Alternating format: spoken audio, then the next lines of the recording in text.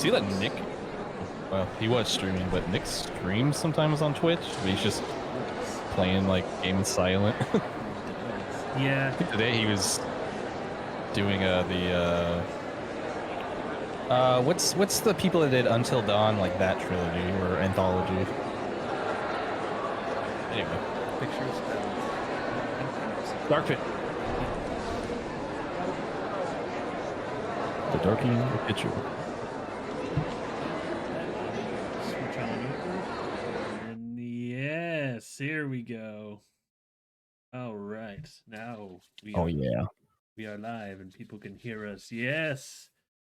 Yes. All right. Hello and welcome to the Kino Corner, where we talk about the very best in news, movies, and trailers from a certain point of view. I am here with the Glep himself, DaktarJones. I think that's probably the wrong impression, but yeah. You have to do like a little higher. Like, I think you have to actually do a little. It's like breathe, make it a little bit airy, just like. Oh, you do it better than I do. I don't know why that's like the funniest sound he's made is in the preview for the next episode. Just what are you doing around here? Huh? Yeah. What the fuck? What the fuck? Oh, wow. As those who see in the bottom right, the theme of today's episode, the ultimate topic we're going to talk about is who goes there? It's the thing. Which thing? That thing. Specifically, there's 3 adaptations of the novel Who Goes There. So The Thing from Another World, John Carpenter's The Thing, and the 2011 Thing, which is I can't bring myself to hate it, but we'll cross that bridge when we get there. Before all of that, I'm just joined by DaktarJones, and we'll first we'll first kick off with a little bit of movie news. There's not a whole lot in the realm of news and trailers these last 2 weeks. Not really. Nah, I think all of that's gonna come. Maybe not till January. I think the Well, next. I mean, January is kind of the month where they release not the good things, but I don't know anymore, man. True. It's not like any films stay many months in theaters anymore. That's fair. I just think there's like always a trailer season, and I feel like the next one isn't until like closer to Super Bowl time, so like early February. I feel like it'd be somewhere probably in the next couple of weeks because maybe trying to get that Oscar push if it's not already past voting time, but who knows? You're right. Yeah, that's what they try to do. You are right. But that's the first bit of movie news today. This one, I don't even know if you've heard about it too much. I'm still kind of processing the details of it because I'm kind of like, okay, it's the new Godzilla anime that's coming out. I need to look. Hold on. I didn't actually look this up. I didn't even know this was a thing.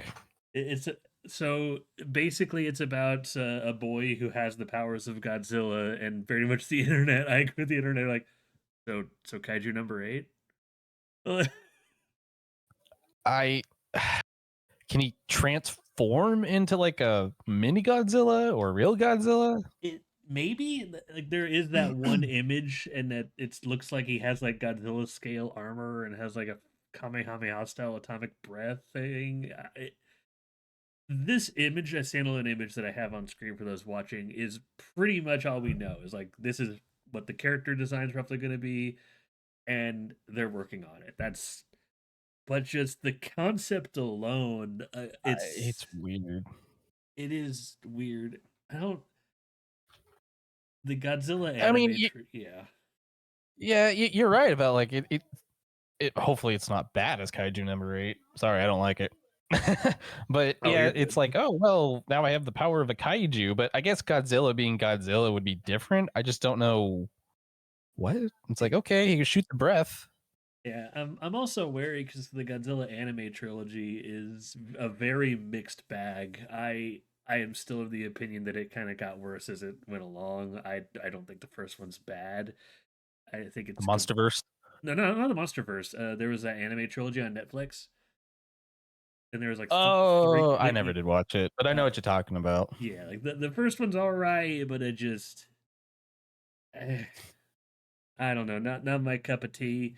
The MonsterVerse is doing its own thing. I think that at this point they're just reveling in just they are the Well, more Showa era monster wrestling type movies, and I think they're just kind of owning that at this point.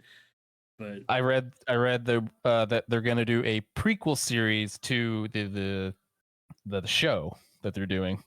the that one I'm dubious about that because I've watched Monarch Legacy of Monsters.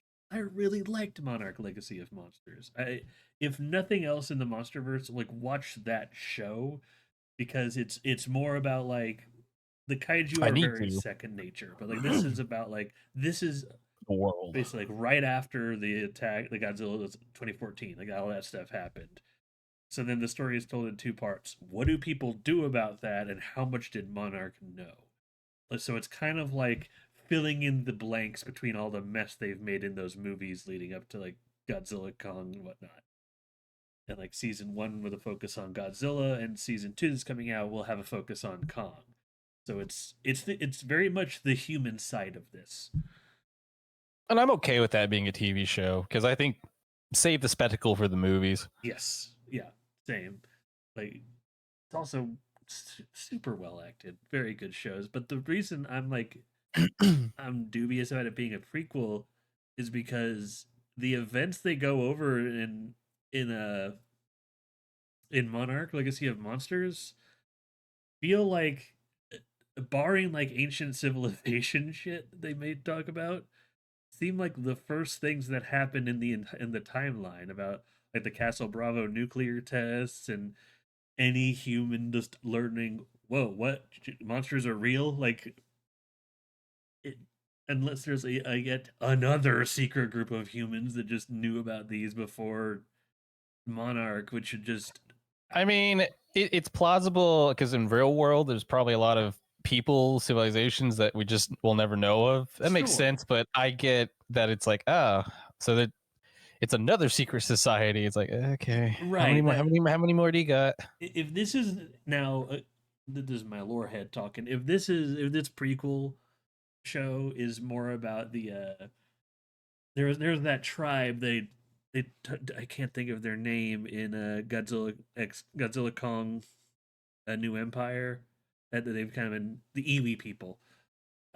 Basically the ones that are on Skull Island, the ones that are in the Hollow Earth. If it's a show basically about them and just like a group of humans interacting with them before everything goes to shit, maybe.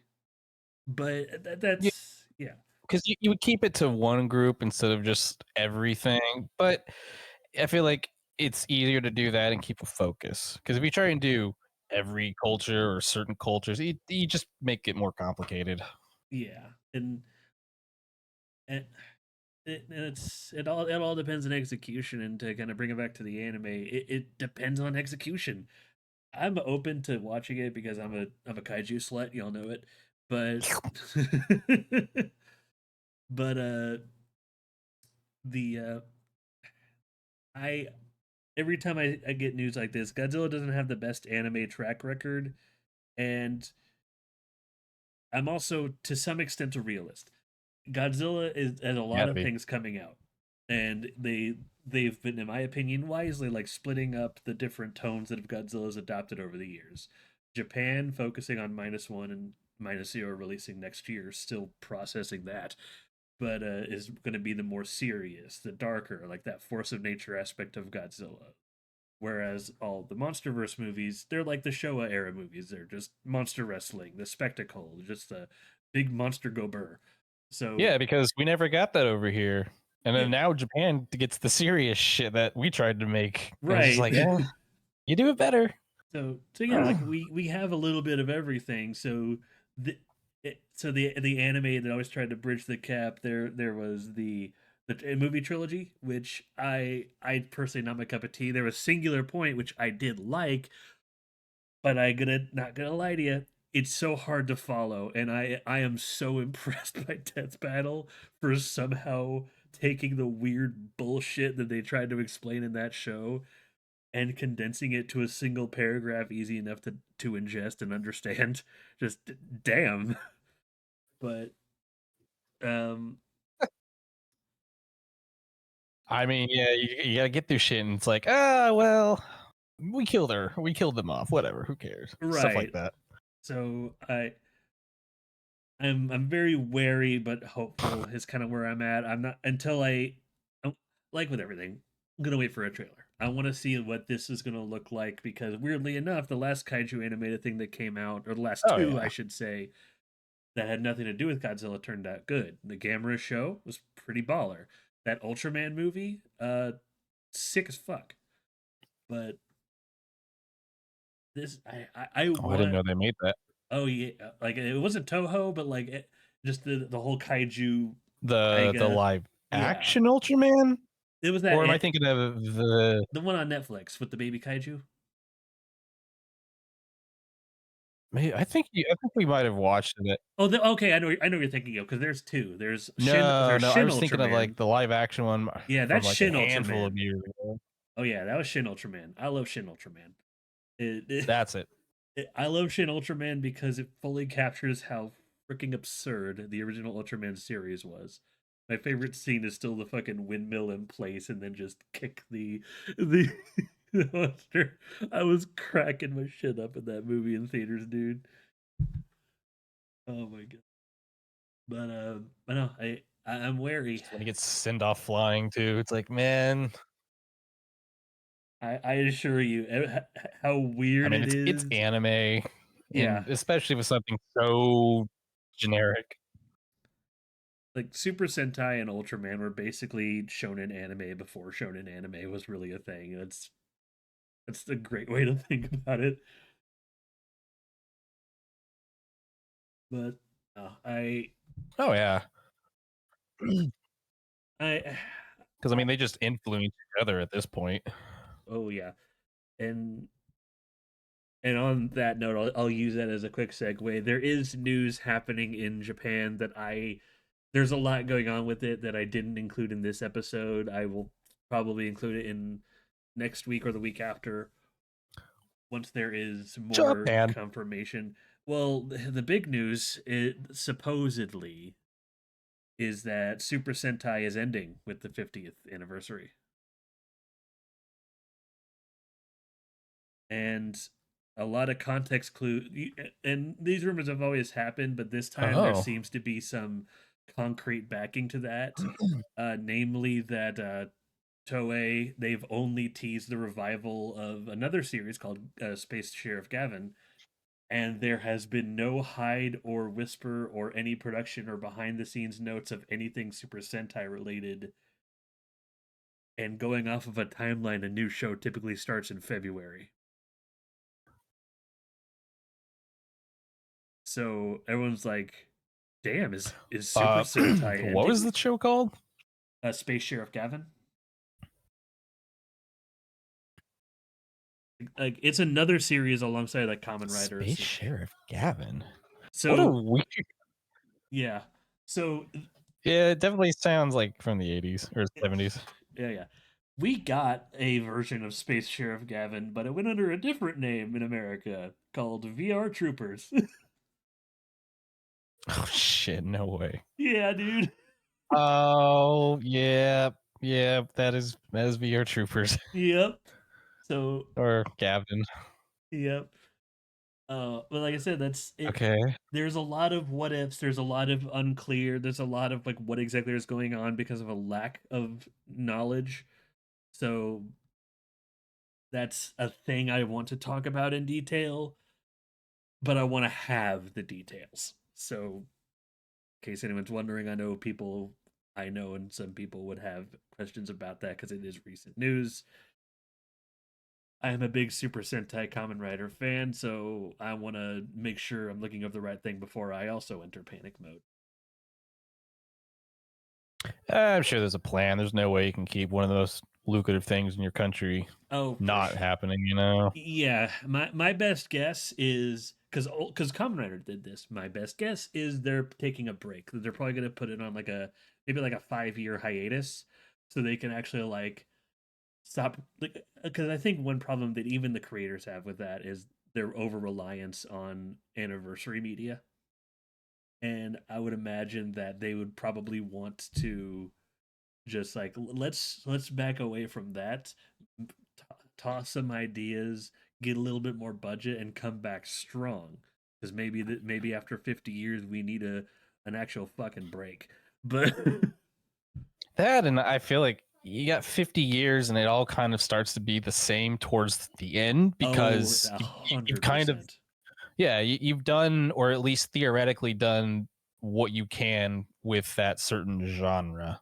Yeah, Because yeah, I even don't know what you could really do unless you start going absolutely weird on it or they go back to they making Gridman in the computer. they did they did like I'm I sure they did. uh, I am of the opinion that like the best era of Super Sentai was honestly like the early like the 2010s, like the 2000s. Oh.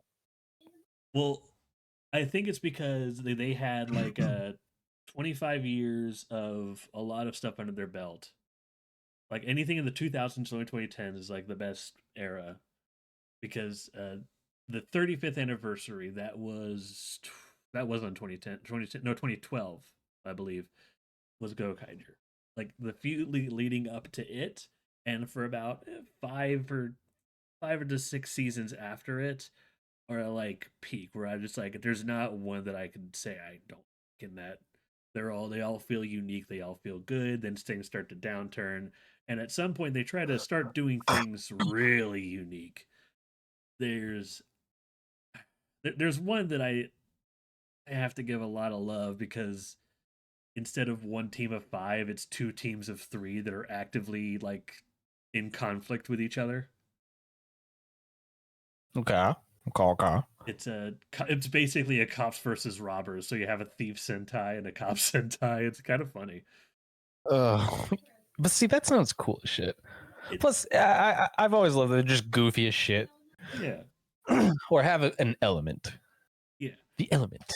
Oh yeah, and I'm sure if this is just like a temporary thing and there's going to be a revival, that they want to keep the core like realistically, if this is a 5 year break, and that is what this is, 5 years down the line, Sentai comes back. At least the very first season that comes back will be a 5-man team with a red and whatnot before they start showing their hand about all the new stuff they want. I am sure that's what's going to be happening here. And I'm sure too that they they probably really need to think about their rebrand. Mhm. I mean, if they do take a break, I'm very surprised just because of the way Japanese media seems to kind of operate.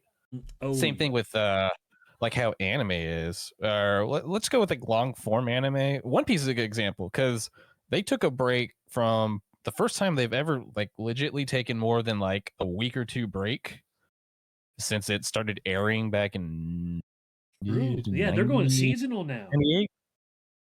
Yeah.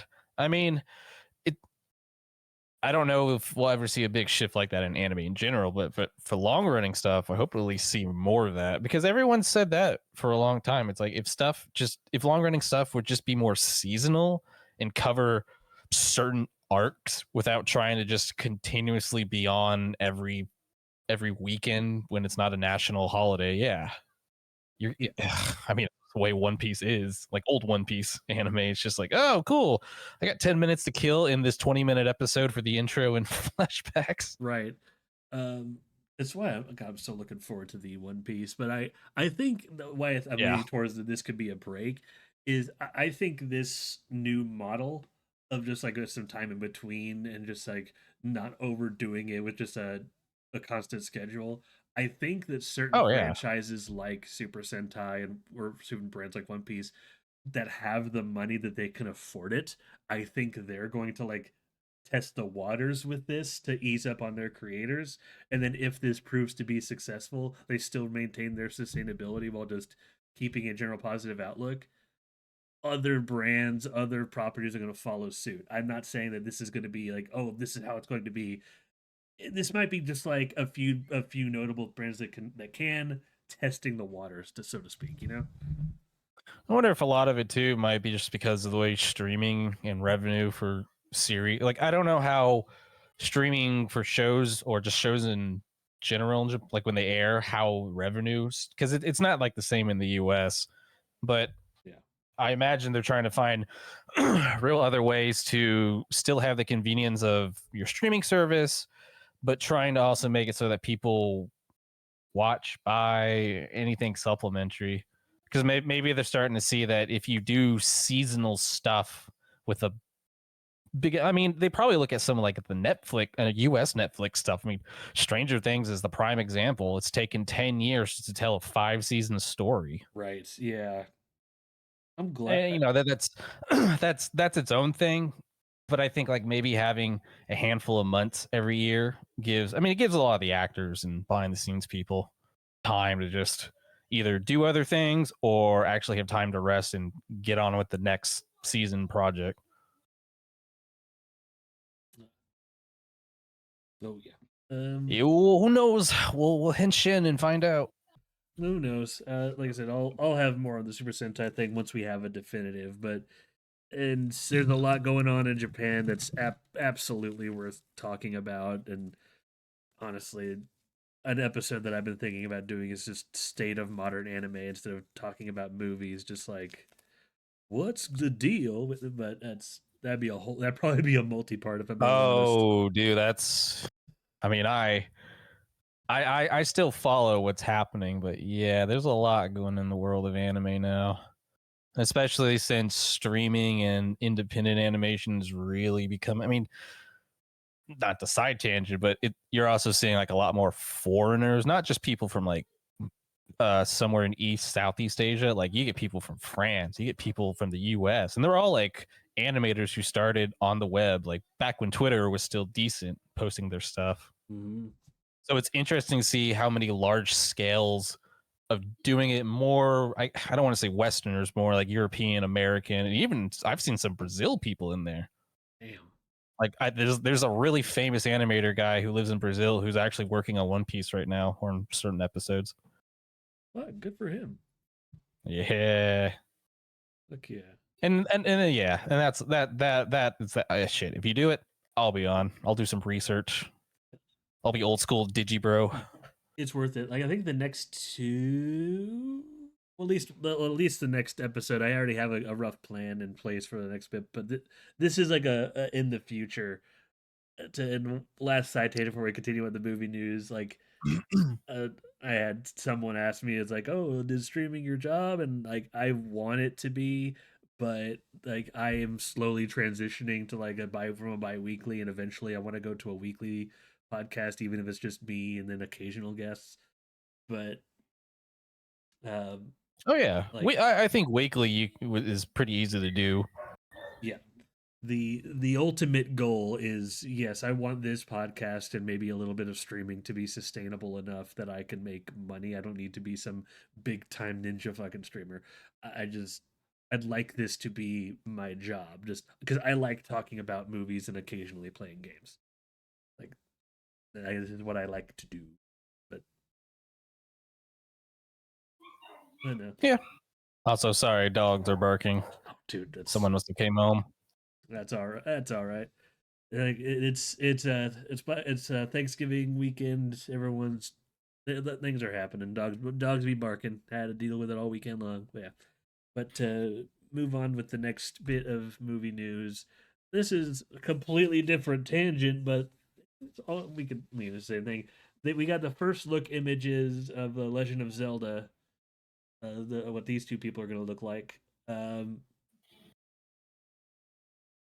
It's Link and Zelda. I mean, like I don't know. Also, like, I tried to find a higher quality version of these pictures when they came out, and it seems like Nintendo's just like, here, take this 480p picture. It's like, cool. like some people had that did But I it don't know. I mean, the costumes look fine. right. No, I think we're of the same mind in this because like I'm not going to Yeah. deny that these costumes, like I could look at these characters and go, oh, that's Zelda, oh, that's Link, and like that's awesome. But I'm not gonna be hyped with just a picture because I'm not as big into Legend of Zelda as I am with other franchise. Like I see this not No. so much as a oh things are looking great, not so much as a big positive. Can I just say a joke? I don't know. Yeah.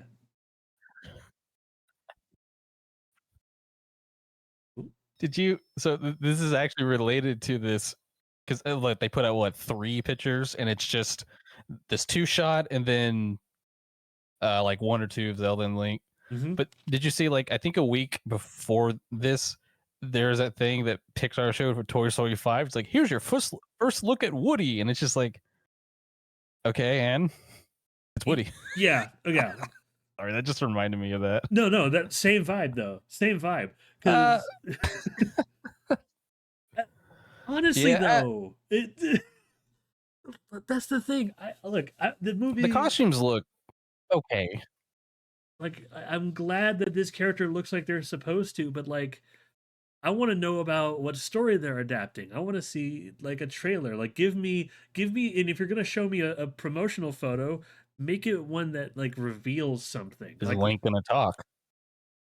that's a good question. If the trailer starts with "Excuse me, princess," that's a choice. But no. I mean, oh God, if they did that. Well, see, that's the thing too. It's just like if Link does talk, is he gonna have like actual full sentences and conversations, or is it just kind of be kept to like minimal at best, or try to keep it? I don't Who think that'd be knows? very entertaining. It wouldn't be. Well, it can be. Like, remember Gendy Tartakovsky? All of like shows like Primal and whatnot have minimal talking, Uh, but I don't know if Nintendo's capable. But yeah. Well, I'd argue. Yeah, I'd argue that. like, it's Oh, judging by possible. the Mario movie. Ugh. Yeah, yeah, honestly, Griffin. Yeah, like yes, these characters, these guys look good. Can we see a trailer? Can we see like? But is it going to be based more on Breath of the Wild because they're wearing Breath of the Wild versions, or at least Zelda is? That's the thing. Link looks like he's wearing more Twilight Princess. Oh, dude, the people who are so into like the Legend of Zelda timeline are asking these questions, and that's part of the reason I'm just kind of like, I don't know what to think about this or where this is or what they're gonna do because it's Oh, I'm into it. yeah, like I, whatever they decide. Well, My I mean, Nintendo backed themselves to their corner by putting out a quote unquote official. yeah, uh, yeah, I think your internet's kind of hiccuping as well. Sorry, man. no, it is, it absolutely is. Like my my wireless for the past few days has been acting up. How do I sound right now? Can you hear me? You just cut in and out every now and then. Oh, okay. I hear you, but you Okay. cut out in and out. That also might be my mic. But no, like my internet has been cutting out. I've been basically turning off a bunch of things in the background and doing maintenance to make sure I work today that I Just put can it in your mouth. do it.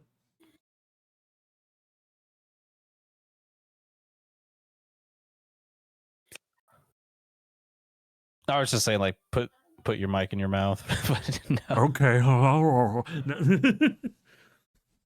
I could just up the sensitivity and lean in a little Hello. bit. Yeah, see the other thing, but Oh God. well, how does it sound if I'm just like this? If I do the Joe Rogan lean, where I'm just like a few inches from the mic, leaning forward, like, so what about the? Oh, you sound fine. I think. Yeah, you sound fine. I think it's just your internet hiccups and it just cuts you off like entirely for a second or two. Ah, okay, okay, that okay. Well, I'll try to continue with little hiccups, but I have solutions for Yeah, if it see like doesn't. that. Yeah, I have Yeah, solutions in place for if something I'm free else flowing. happens. Yeah, it. this Legend of Zelda, I don't know. The pictures look good. It's just So I okay, can't get excited until I see more.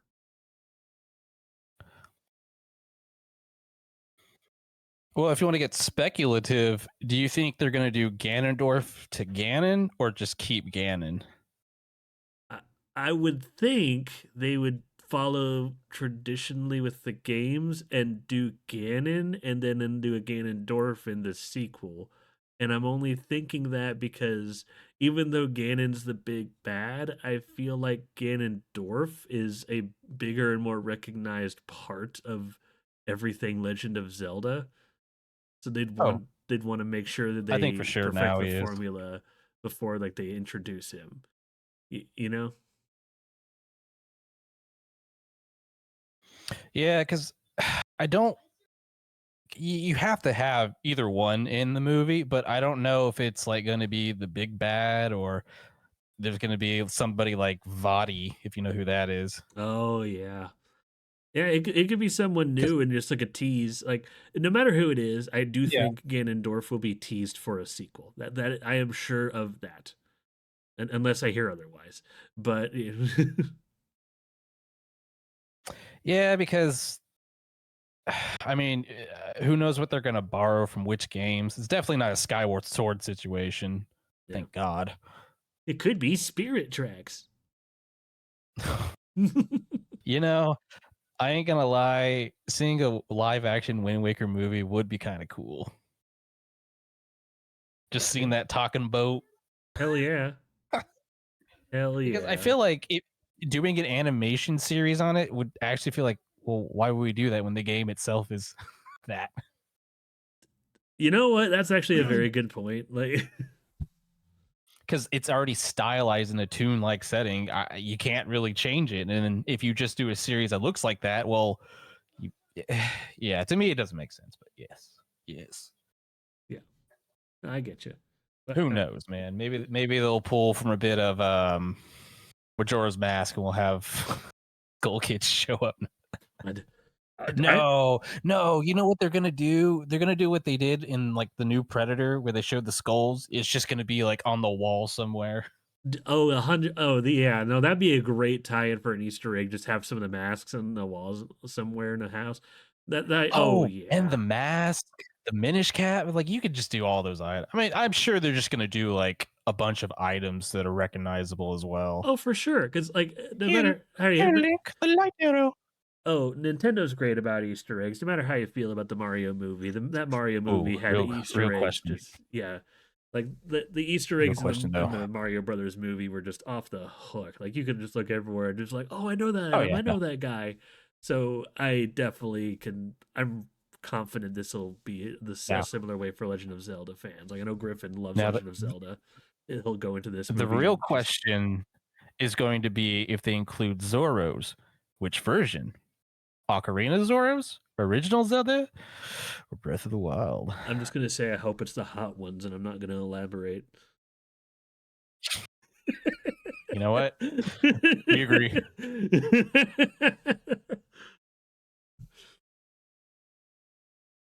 Oh my gosh.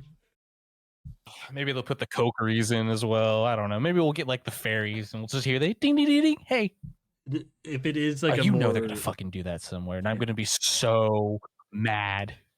God, Navi, just hey, listen. Oh, Ugh, they're uh, gonna do it. I think if there's like when movies like this always have like one scene or like one thing that's like a big spectacle effect. It depend if this is what they're adapting. I think it's also very possible that their big spectacle effect is actually going to be the Great Deku Tree.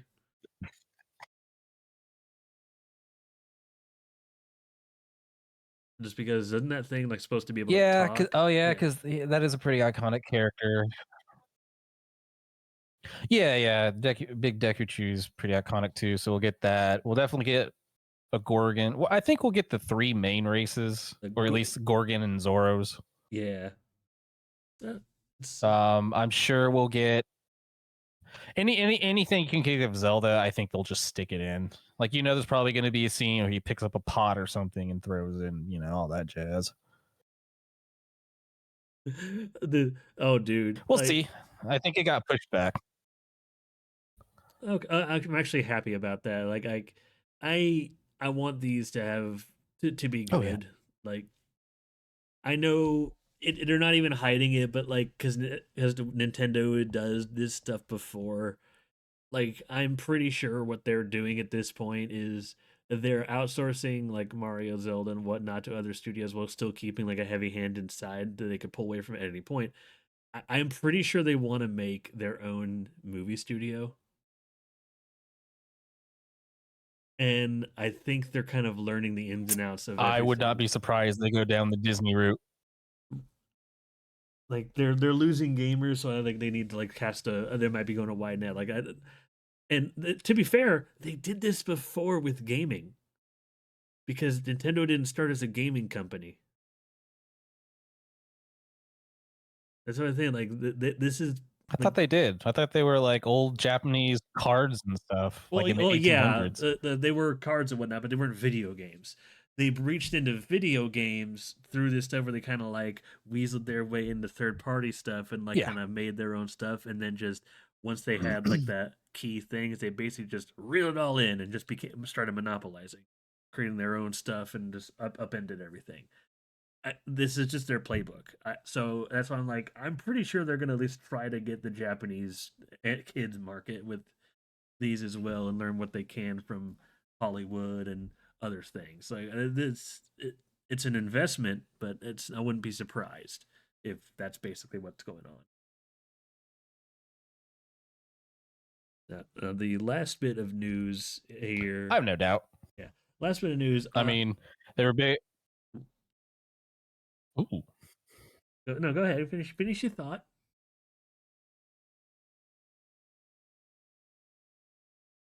Oh no, I didn't. No, I'm waiting. Oh, okay.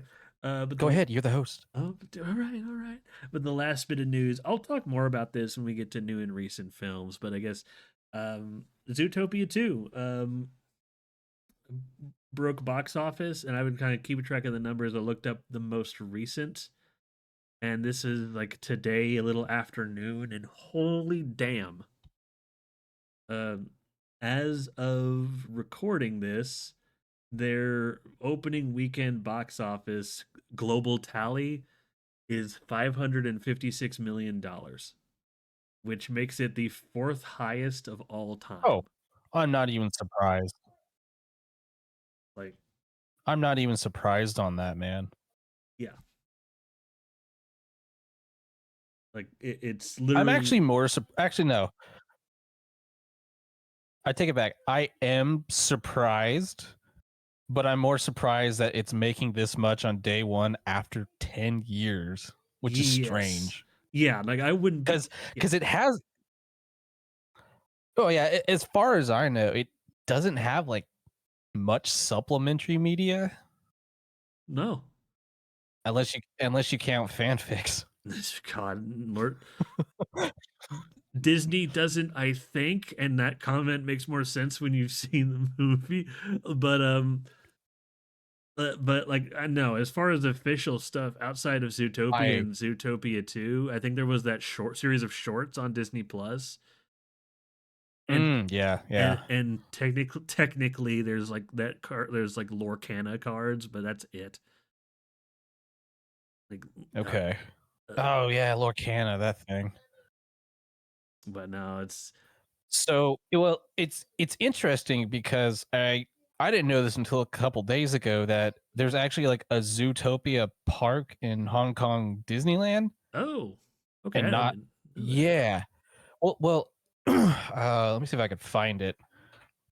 Apparently, over in China, it's like the second or highest rated film because they had that their own animated film come out, and that like broke animation records, but you don't hear about it because Chinese. Not to say like that's it's just you never hear that. I just looked it up and oh man, yeah.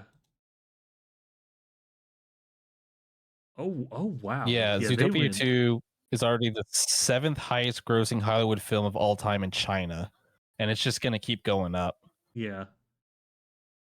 Like I don't think as far as global total, I don't think it'll ever surpass the things that are above it because the Avengers movies and No Way Home are high bars, and I like Zootopia. I think it's a good movie. I think this opening weekend is probably going to be Oh yeah, the biggest for sure. it'll hit, but it'll probably. Well, it's animated. It's for kids. I think it's for kids. You've seen it. That's true. Well, okay, it's for kids, but there is enough there for adults to make them laugh. Yeah. And again, I won't go into too much detail until I get to new and recent films, but like it has the slimmest chance of taking third, but that is it the next few weeks are going to be very telling, but it's also going into holidays and maybe I don't know how they count things like gift cards and whatnot that people are going to get with Christmas, and if people would want to go see the movies while they're shopping for Christmas presents, and there's a lot of just who knows what the fuck's going to happen these next few weekends. So it. I still believe that this opening weekend is going to be its strongest weekend, but that doesn't necessarily mean the next few weeks are going to be bad for it. You know? No, I can agree with that.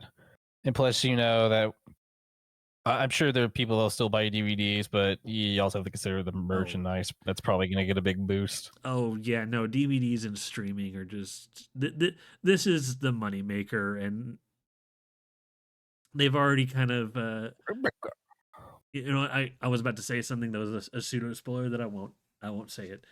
I'll try to talk more about that when I get to new and recent films. But no, the I'm all I can say is the big thing about this though about this being so high in the box office, and I'll talk more about that with one of the trailers. Is when I saw this movie, my one of my thoughts was, "See, Disney, we knew you could do it. We knew you can give us a movie that isn't just pandering bullshit schlock. More of this, please." Like, so I'm happy to hear that of all of their stuff coming out recently, that this is the one that does the best. So this might relate to it because it's Disney related, but you know the YouTube channel Defunctland, they Oh put out yeah, like a 4-hour video. yeah. Man, I watched that in one sitting. Don't do that. I don't know what overcame me. I was like, I have a free weekend. I went I went into the front room. I took an edible for 4.5 hours later. I'm like, holy shit, animatronics are cool.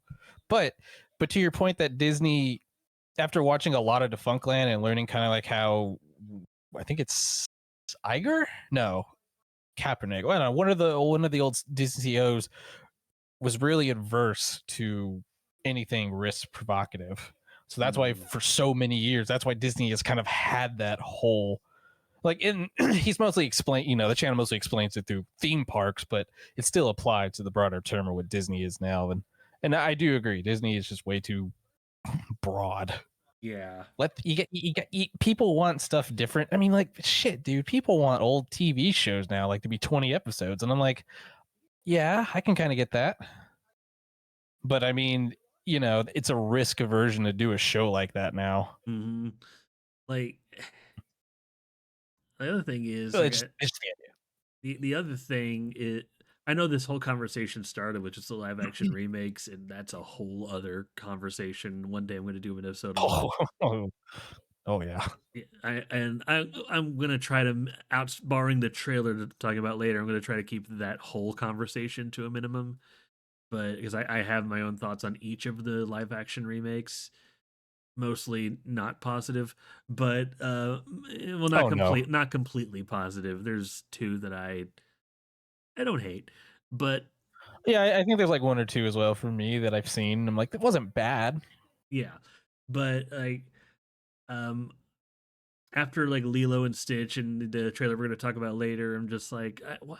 Y'all are playing it safe too much. Try something new. And then Zootopia 2 comes out. And yeah, like after the last trailer, because another rule I have, another side tangent I've made for the show is I'll only talk about a trailer for a movie once, unless, like, I'll only talk about the first trailer and I'll only talk about another trailer if seeing that trailer has either added something significant or drastically changed how people would view this movie. And I feel that Zootopia 2's second trailer did that, because the second trailer made me really worried, because I was like, oh no, are we just going to do the discrimination bad thing again? Is this just going to be the notes from the first movie again?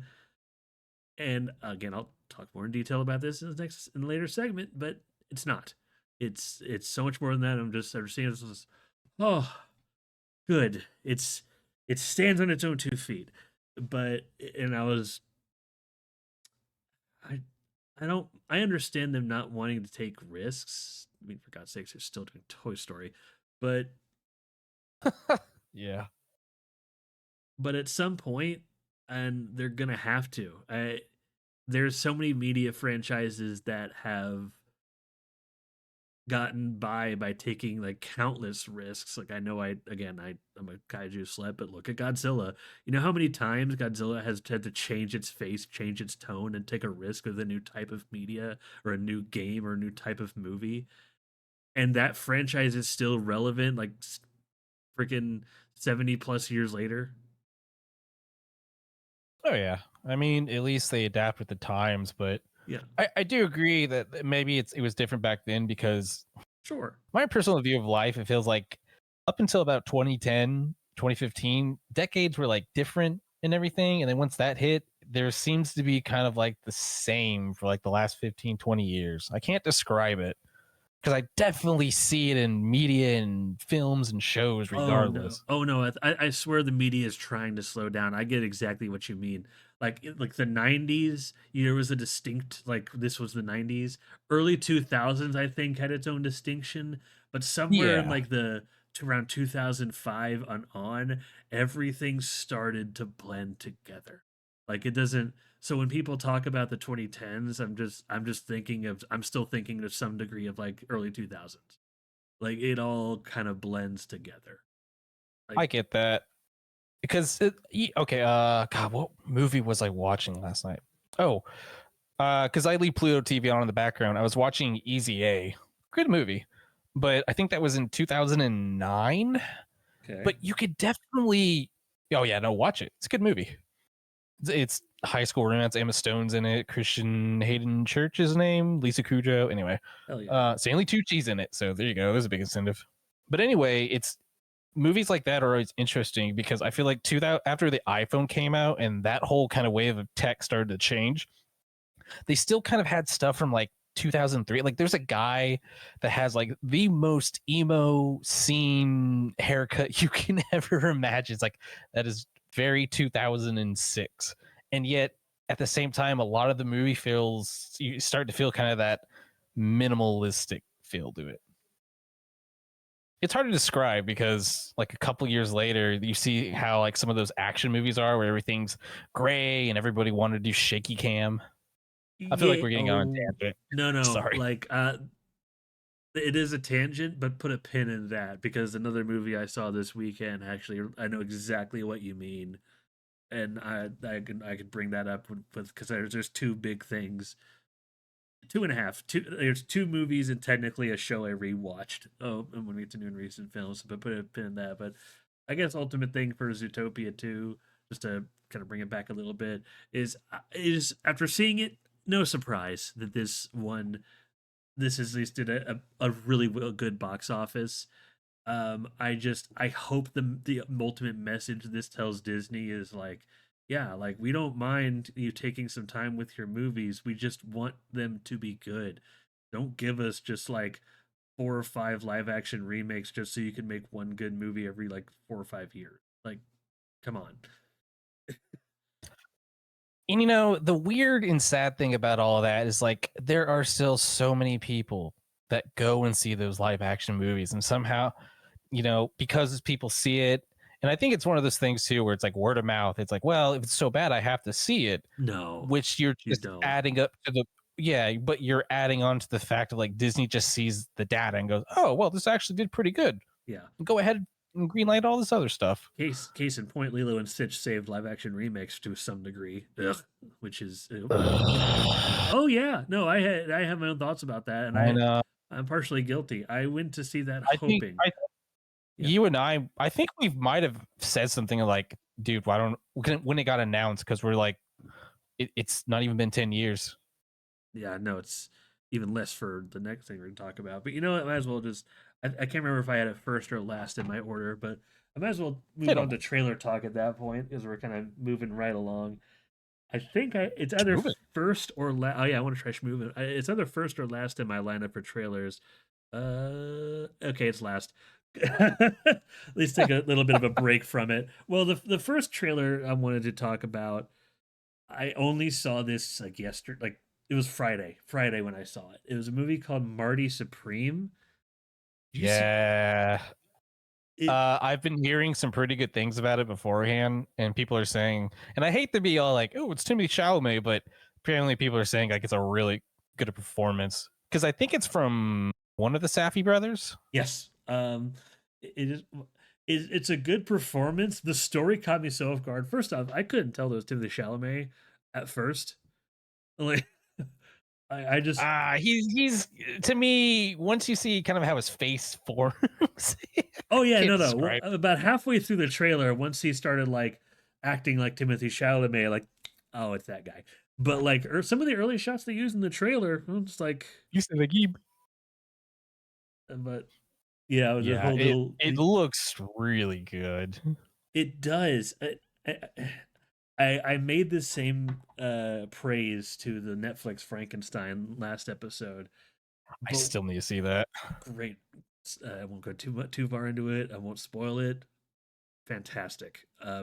But the I don't know the story of this guy in Marty Supreme. The whole apparently there's I'm guessing he went to the Olympics, I don't either. but from what Something like I think being the greatest ping pong player in the world, something like that. something like that. But one thing that I'm gathering from the trailer that I appreciate this movie doing is it's not shying like this movie is leaning into like this guy like, oh, follow your dreams and that feel good story, but it's not shying away from reality. It because people have directly saying to him like, it's good to have these dreams. How are you going to pay for the bus? Like he's leaning Yeah. like it seems to be painting a scenario where if this guy didn't have the talent and more importantly the luck that he had at that moment, he wouldn't be as successful as he is. That seems to be where the trailer is leading. Again, I don't know this guy's story. If that's just if this is something that this guy self-admitted and that are basing the movie around that, awesome. But that's just the vibe that I'm getting. Because I like characters that like you want to root for them, but they're not exactly they're not infallible. And that's what I get from Marty here. It's like, yeah, you want him to be a great piece. You want him to get his dream. You want Marty, you want him to follow this dream. It's just maybe like I don't know, maybe like finish your shift and actually get enough money to go to these tournaments instead of leaning on these poor family members and just being so See, that's why it's lackadaisical. compelling. Right. Then that's a good no, it is though. It's like because you're like it could all fall apart at any moment. That is what makes it compelling. It's like I kind of want to see this movie as well. Like I Yeah, I know it's a Safdie movie as well. I still haven't forgiven them for Uncut Gems because that movie legitly gave me anxiety, oh. and I loved every minute of it, but I hated it.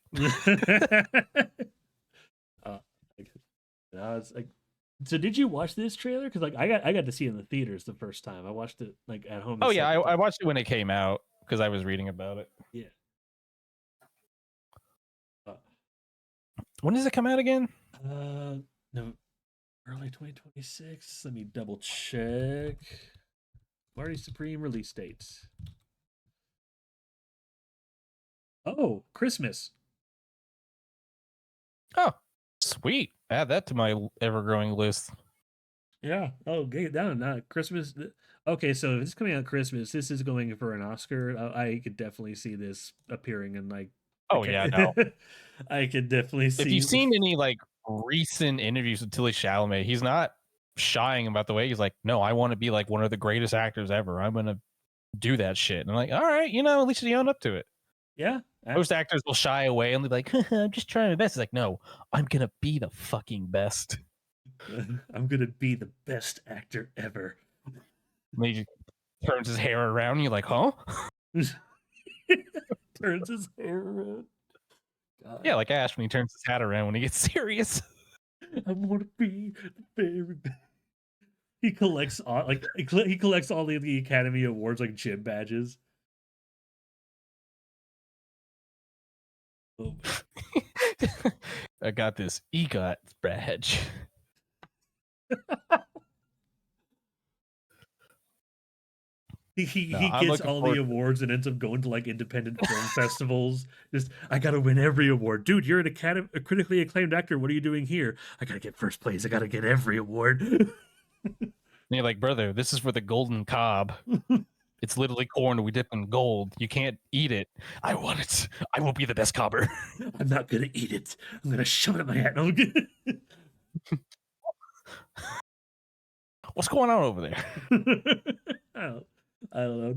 May have gone too far in a few places, but no, like Marty Supreme looks like a good time. I didn't know about this movie until recently, but like I think as I get older, I'm more receptive to movies like Marty Supreme and like the Tetra, like these more, I guess, would cerebral be a good term for it, or more just Surreal, dramatic? because well, it's hyper dramatic in that, and I like these. I mean, this is why I like film. I prefer film, shows, anime that are, it can depict something mundane, realistic, like trying to be the best ping pong player, but because being film, you can shoot it, you can have your actors over exaggerating all this shit. That's why I like it.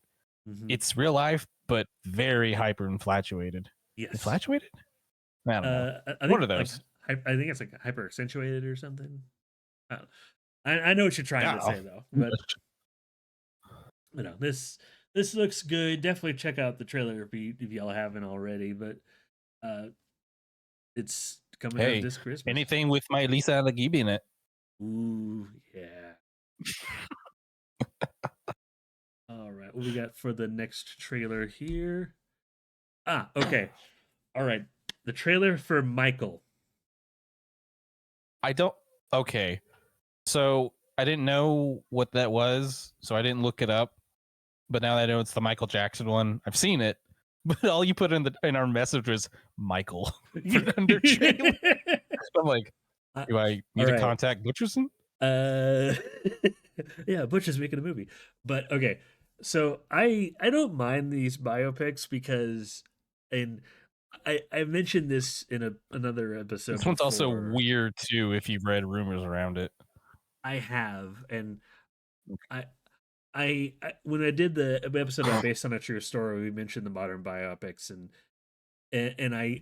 I feel like they're their own thing, especially the music ones, because I think these modern biopics, they're like for a point of comparison, I know they're very different movies, but think of like Michael and Bohemian Rhapsody versus something like the old football movies in the '90s, like remember the Titans.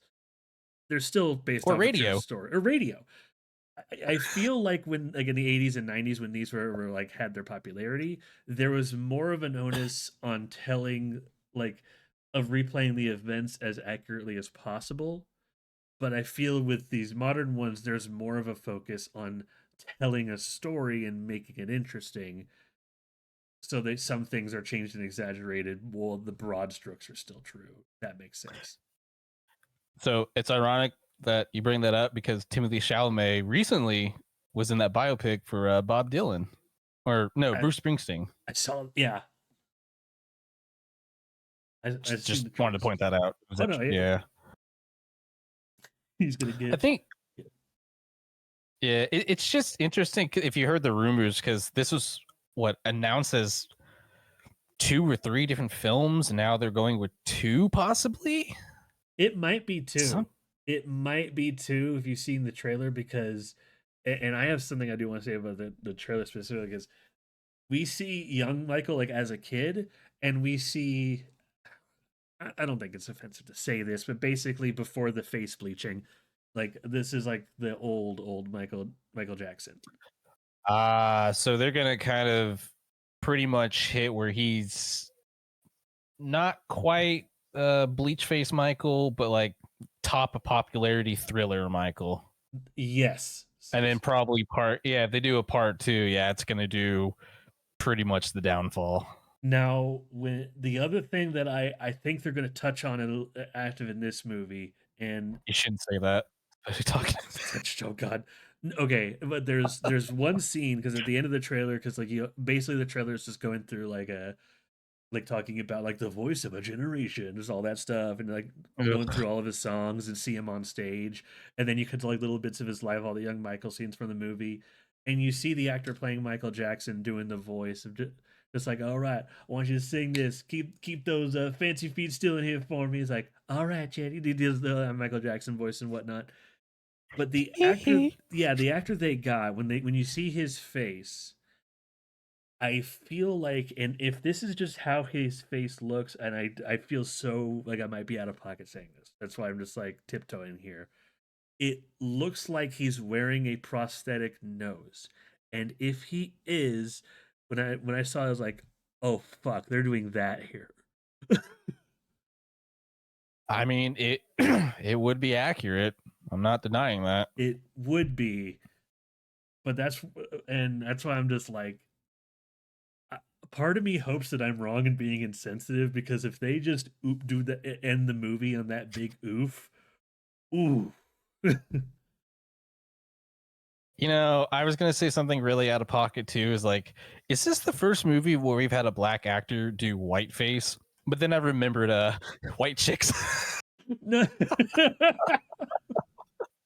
I mean, I will also say if at any point this actor just goes, no, that's ignorant, I'm gonna lose my shit. Oh my god! Or well, you know they were gonna do some variation of he because it was a Michael thing, but it's just been ruined. Yeah, yeah. South Park has ruined that. Man, I still remember. I still remember where I was when he died. They announced he died. Yeah. I was working at a pizza place. Dude. Anyway, There's just so many celebrities. Like, I don't know how they're gonna do this one. And I say this, I liked Bohemian Rhapsody. I haven't seen the Elton John one. I've heard it's good. I want to see it. I don't wait, you mind. like Bohemian Rhapsody? I did. Like, Oh, okay. yeah, it ain't for everybody. I know they well, flat out lied about certain things, but well, to me, and I know everybody harped the editing, but like no one really told me how god awful. I really couldn't finish much of them. I mean, I finished it, but it was a struggle because I was like, man, this editing is horrible. oh yeah, no, It's almost like Taken 3 editing. yeah, no, the editing was pretty ass. Um, I I'll be honest, and I say this as someone who's not as into musicals as you think. A good I hate musicals. soundtrack, yeah, Sorry. no, but like a good soundtrack I want to say sorry. or like a well placed song number can put me Oh yeah, in the mood. Probably the biggest example is like it's like the James Gunn stuff. the James Gunn stuff, but also think of like the climax to Shrek 2. Like, I don't Mm, mind song numbers. I don't mind like pop songs if they're used well. So, and if you have like those moments where I'm just like vibing to the music and you have like this awesome song playing in the background, I'm like, I start to forgive a lot of stuff and I start to like look past a few things, and that's very much Bohemian Rhapsody for me. That's kind of why I went just like I already like this music, so let's kind of see it. That's also why like I think I still like Across the Universe, but I know a lot of people are just look at that movie and go, God, that's fucking weird. But I no. I don't like that movie for other reason. Like it's an okay movie. I think it was a unique approach to doing a musical, in my opinion. But I dated a lady around the time it came out, and like she was obsessed with it. Of course, we were younger, so I don't like musicals at all. I mean, I've seen all the Disney musicals and all that when I was a kid. They never did anything for me. Maybe Lion King. I like Lion King. yeah, that's what I'm saying. It's like a musical isn't inherently bad if the music is good and they're like well placed songs. Like honestly, Oh, Disney and no. Pixar have like are technically, when you get right down to it, a lot of Disney Pixar songs are movies or musicals, but you don't mind it because, well, the songs are good. A good way to put it is, does the song further the story? Like Tarzan is really good about that. These songs have a point. These songs are good, but so you don't. Well, and then you can get into the argument too of like the live action remake songs, which are just it doesn't work to me. Yeah, Yeah, that's a whole nother thing. that's a whole other thing. But I guess you know what, getting right down to it, we'll shift gears to the last trailer to talk about Moana live action. Ugh.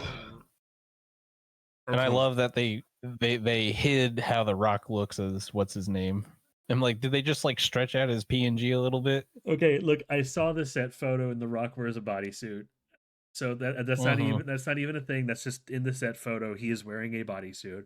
Which, the fact that the Maui is so cartoonishly big that even a guy as jacked as The Rock has to wear a bodysuit, to me is hilarious. But Well, they want to emulate the fucking animated thing, but it's like you can't yeah, unless you do that. right, you can't. I literally thought they were just gonna have the Rock there, and it's just like, oh, it's just the Rock. They should have, though. They should have just had The Rock and just had him act I like know. Maui. Just give The Rock a wig, and I would have been to give it a pass. Like, Yeah, give him his what's that movie he did recently? The boxing one, haircut. oh god, yeah. Yeah, dude. Oh, I know what you're talking about. Fuck, I can't think of the movie title. But Oh no, it's in my mind. I gotta look it up. The Rock. while you're looking Is that it up, wrestling? while you're looking at that, so positives aside, because I want to be as fair as It's possible with this Smashing Machine. movie. A lot of the effects they're using do look good, like the little coconut people. They look good. The water effects, I know water is hard to render in CG, so and water is going to play a big part in this movie. So Actually, yeah. it is easy nowadays. But Oh then yeah. again, you go like Avatar 2 levels, which is Yeah. mind blowing. Yeah. Oof. That's a movie trilogy. I still haven't seen Way of Water, and I'm gonna have I've to. seen it. I've seen it once, and I think I'm good. I mean, okay, I think it's better than the original Avatar, but it's the long length, and sometimes the movie drags, and you know that can always Yeah, affect. I'm gonna wait till like probably when Fire and Ash hits Disney Plus, but at some point I want to do an episode on those three movies, and I want to actually sit down over the course of a week or two and watch all three movies. But No, no, we're doing all three in one day. fuck, all right. I mean, hey, we're already training for a marathon. I mean, next Saturday we're doing the whole bloody affair, but. Yeah, yeah, we are.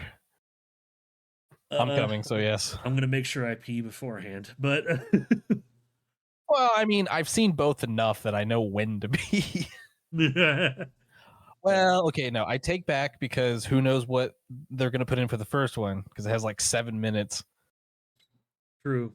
Oh God, I heard some dumbass theory that the new footage is the stuff they put in Fortnite. God. so we're so you just cut to like If we could, Fortnite if looking ass. okay. If I go see the whole bloody, so full disclosure, I've never seen Kill Bill. I have a, Oh, I have oh, a, I fuck everything I said. I am blind to a lot of that's partially why I haven't even touched Fortnite right now, and I'm just gonna let it update, and I'm going to touch it until I see Kill Bill. But I have somehow gone this Oh long man. without any spoilers to Kill Bill. Literally, the only thing I know is that there's probably a guy named Bill who's probably going to die, and at some point, Uma Thurman has a sword. Those are the only things I know about this movie. Damn, I'm kind I'm of jealous because you get to see. There's a big old action scene. It's not a spoiler. Called I think everyone just calls it the Crazy 88 fight. But in the original version, because they use so much blood and everything, they had to make it black and white. But in this one, it's full color. oh fuck So yeah, I'm actually jealous that you get to see it in full color for the first time ever. fuck yeah. I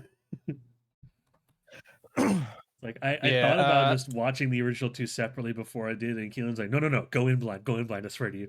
It's like, all right, I'll take your word for uh, it. yeah. I guess if we're already this close. Yeah, I mean, if anything, I could tell you what like new parts, because I don't know what new parts they're going to add. I know there's like a new animation bit or whatnot, but yeah. Yeah. But yeah, before we go too far on that side tangent, bring it back to Moana 2 or Moana Light. I want to call Moana 2 because it's gonna be, but again, positives out of the way. Some of the effects look good.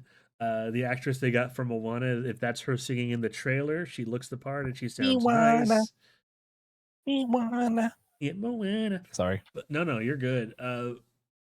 And if if we didn't have the animated films and they just gave me this trailer, I would be excited. But we've already got Moana and Moana 2. And Moana 2 just came 100%. out. Like you And think remember, that was supposed to be a TV show that they just smushed into a movie. oh yeah. I haven't seen it. I've heard people say I haven't it's seen it either. like I've heard people say, well, it's not as overtly obvious, or not as obvious as that Atlantis sequel. It's still pretty obvious that parts of this were meant to be episodes of a show. But I just I don't think I'm gonna go see Moana live action in theaters, mostly because I don't see this when I see this trailer. My biggest thought is, what are they doing that's different? Like, am I just gonna see Moana again? I don't want to. If I want to see Pretty Moana much. again, I could just reactivate Disney Plus and watch Moana. Like, they burned me once with Lilo and Stitch. I'm sorry. Like, I thought Lilo and Stitch was gonna be good, but now I'm just like, I have no faith in their ability to do a good live action adaptation. And until they start doing the stuff that actually deserves to be made live action, some of their older things that might serve well in live action with the modern technology, like Treasure Planet or Atlantis: The Lost Empire or Black Cauldron, then I don't I don't know, man. I can't I can't get hyped for this. I know some people that think this looks good. They might go see it. More power to you. But yeah, I get it, because I just eh. yeah. Like I can say the trailer doesn't look bad, but that doesn't mean that this is worth a watch given everything around it. Like I don't know. I don't even know what else I could say about it. I mean, It's it's a pointless remake that's not going to really add anything new. I mean, it's I understand there's always a subset of people that are going to be like, "Hey, I like to see animation thing in live action because I wonder what it would be like for live action." sure. And then I'm like, "Well, unexaggerate everything and add a shit ton of gravity. Hey, there you go." See, that's what I'm saying. It's like live action remakes of animated shows or games are not inherently bad if the movie at least tries to keep its tone. And the important thing is to pick the right franchise. That's why, like I've said it before, and I'm going to keep saying it. The Disney properties that I think could serve well in live action would be things like Treasure Planet, or I think Atlantis should be like their big one because that was more of a character focused movie Mm, than anything with a few action scenes. yeah. Like if anything could be, even though it would just be the same thing again, like I would be more receptive to Atlantis. But if they just announce Atlantis after Moana, I'm still kind of, I don't know if I'd see it because they burn me pretty well. Like with I Lilo and just I Stitch. just don't know if I mean, I like the original movie. I just don't know if it'll even capture the feel. It's hard to describe because I feel like they'll just go the most generic route with that. Oh, that's true. They might like, and also to that point, when I think of like a live action adaptation of like Atlantis: The Lost Empire, I do think of someone like Peter Jackson or James Cameron getting their hands on it to create that full just world and spectacle of Atlantis, which is very important. Like instead of just Disney getting their grubs on it, and if they want to sell the rights to somebody else to do it, freaking great. But uh, I don't know. It's a whole lot, and Like I said, we're in that era of Disney where they won't really take big risks anymore. yeah, I think because of COVID and just the way Marvel's been going, Yeah, they're not. Oh yeah, like I with Marvel specifically, what I think that they're really starting to recognize that superhero fatigue has been hitting audiences for some time now. I I don't think it's necessarily fatigue. It's just we want better stories. yeah. I, Yeah, and I understand that the Jonathan Major stuff really put a damper into all that, but it's not like Ant-Man 3 was good. it could have been, but it was kind of, dude. Thinking back to it, I say this as someone who, when I saw it in theaters, I had a good time. Looking back on it on Quantumania, I'm just like, did we really need the little jelly character that just talked about holes? Like, how many holes do you have? It's like, was he was he really? You could have cut him from the Well, movie and not lost a damn thing. and that's their thing with the broad. It's like, well, you could have a somewhat serious movie, but then you need some bullshit. I mean, Jar Jar is like the prime example of that. Just an exec going, "Ah, I need this." Yeah, yeah. That's I hope that what they're going towards, because there's a lot of behind the scenes stuff, a lot of things going on. Because as far as Marvel superhero movies go, Fantastic Four was good. I and that Thought it was okay. like I definitely feel like it was very uh heavily edited though. it was definitely heavily edited, and I do want to see an extended edition of the movie. But compared to other things that have come out before it, I do think this was a breath of fresh air. Just like, okay, this feels like I've heard it described as like this is like phase one Marvel movie in the best way possible. I think I agree with, it. But I I just I want that to continue, because also even some of the recent shows like Ironheart, man, Ironheart had so much potential, and I fucking hate how it ended. But Oh, I've given up on any show they make. Fuck that noise. yeah, like I liked Moon. The last one I watched was Moon Knight, and I liked it for what it was. But then I just sit back and go, what relevancy does any of this have? well, the thing is, they've Like, already announced that the next the Vision Quest is going to be the last of the shows that is part of the whole MCU canon. And that tells me that like they're wrapping things up, at least in the main story, and are going to focus on just independent shit.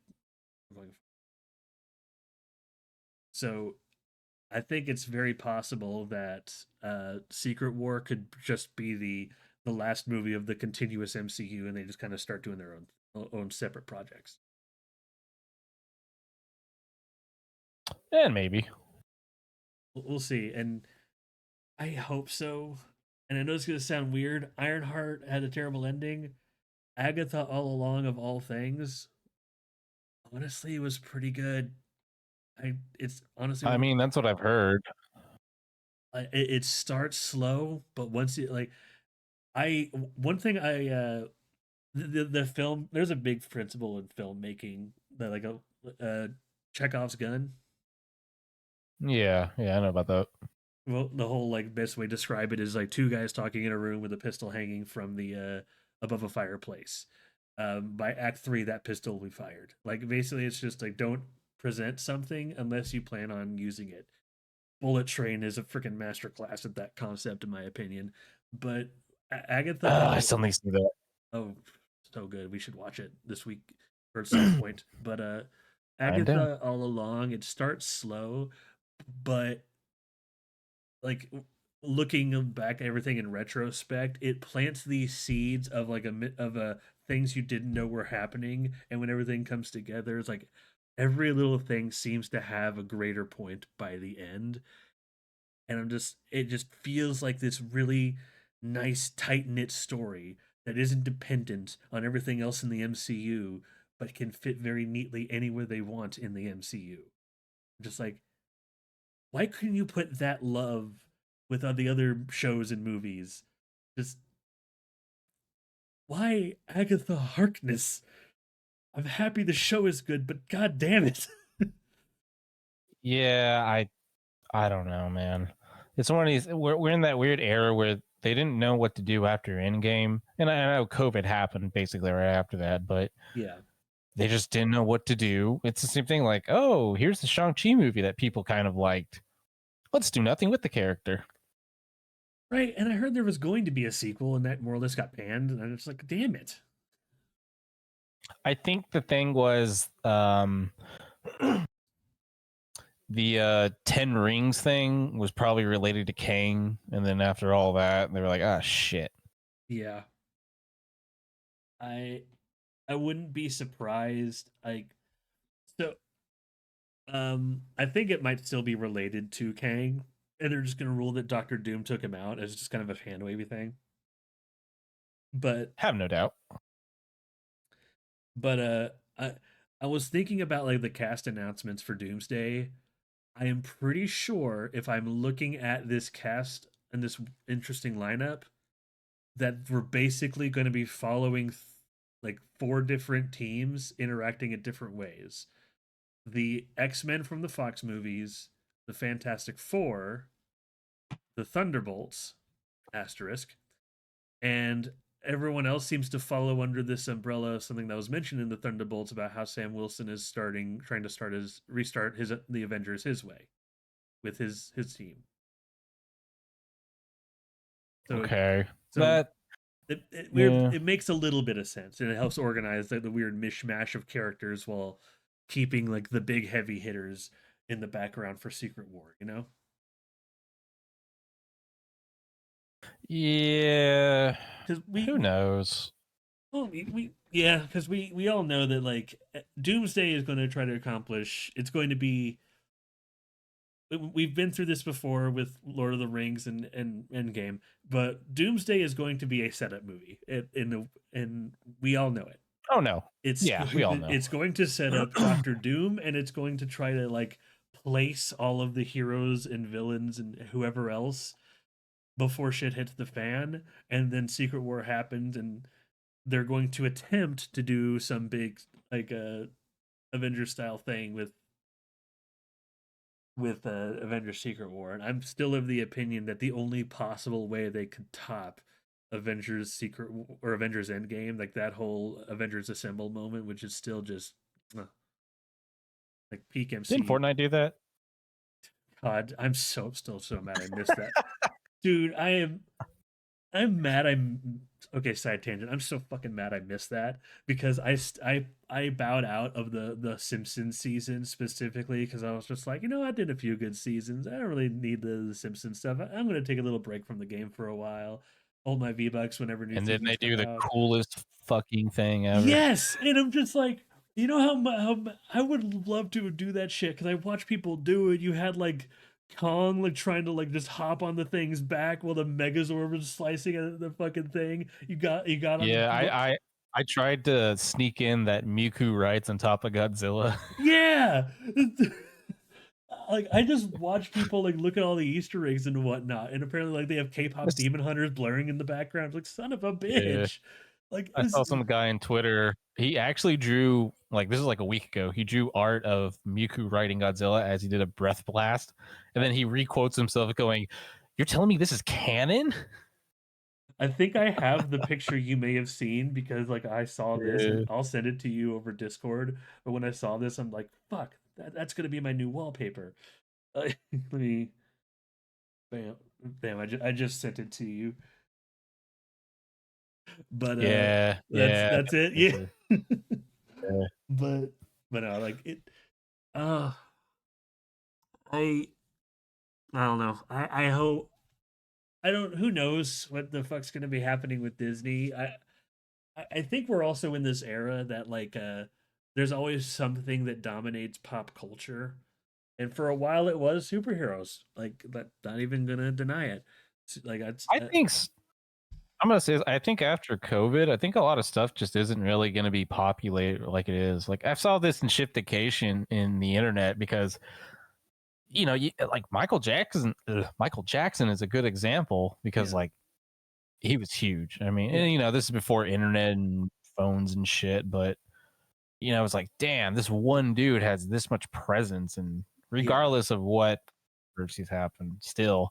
But now it just feels like I hear like this art, I hear an artist, and it's like, who are these people? It's like this person has over 20 million views and or listens and shit. And you're like, who?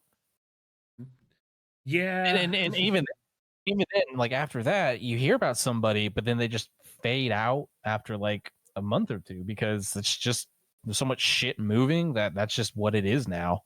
Even if you get mildly big, I think if you aren't really, really established with a stupid ass, big ass, dumbass fan base, Yeah. I don't think you have the staying relevant power of like past big stars and everything. Oh yeah, and some you don't have to try. Like it's like Markiplier, he doesn't have to try anymore. Or Mm. JonTron. Like JonTron can upload like PewDiePie. once a fucking year and still be making bank with just his promotional stuff. And I stopped watching that guy for a while. He just started making like stuff I did not jive with. Like, okay. true. PewDiePie is a good example because like all he does now is make Japan blogs. Yeah.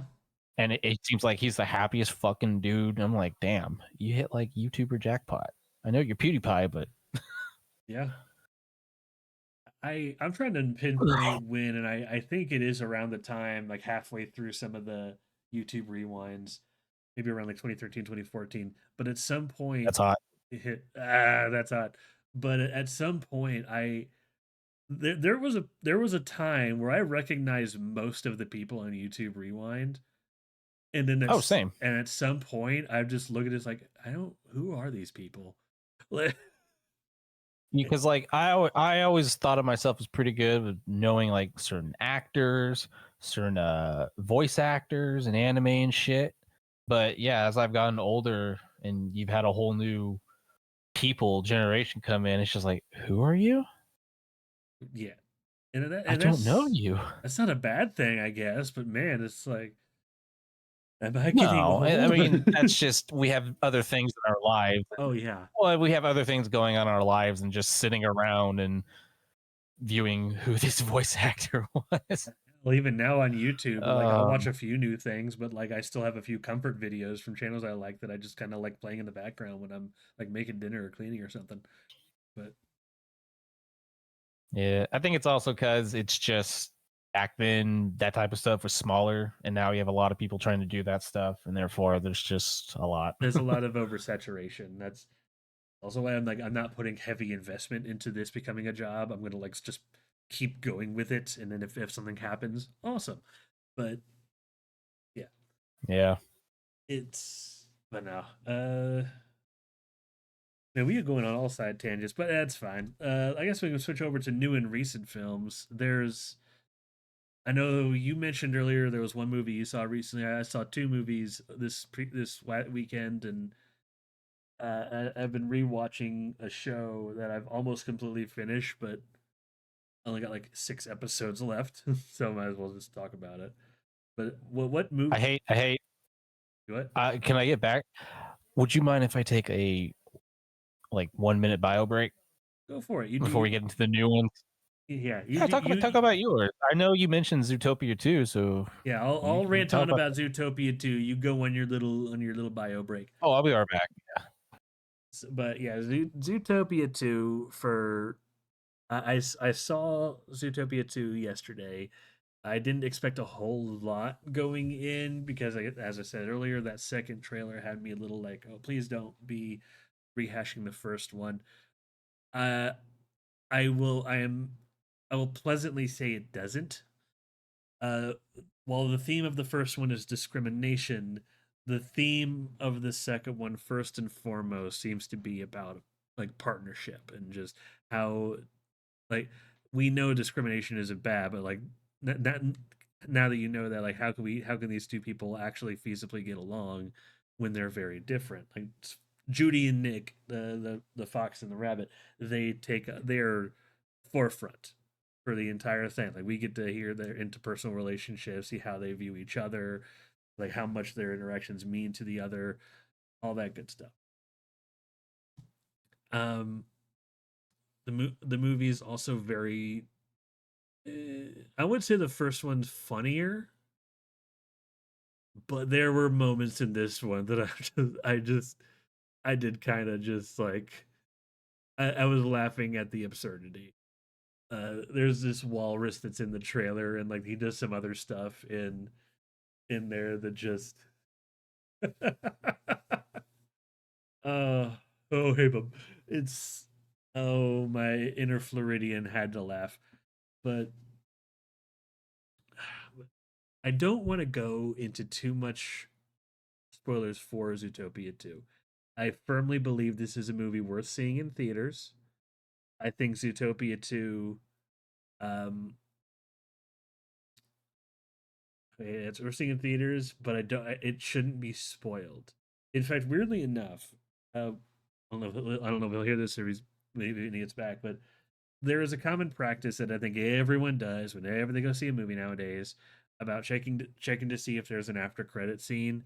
Like they'll just do a quick little like, hey, is there an after credit scene or whatnot?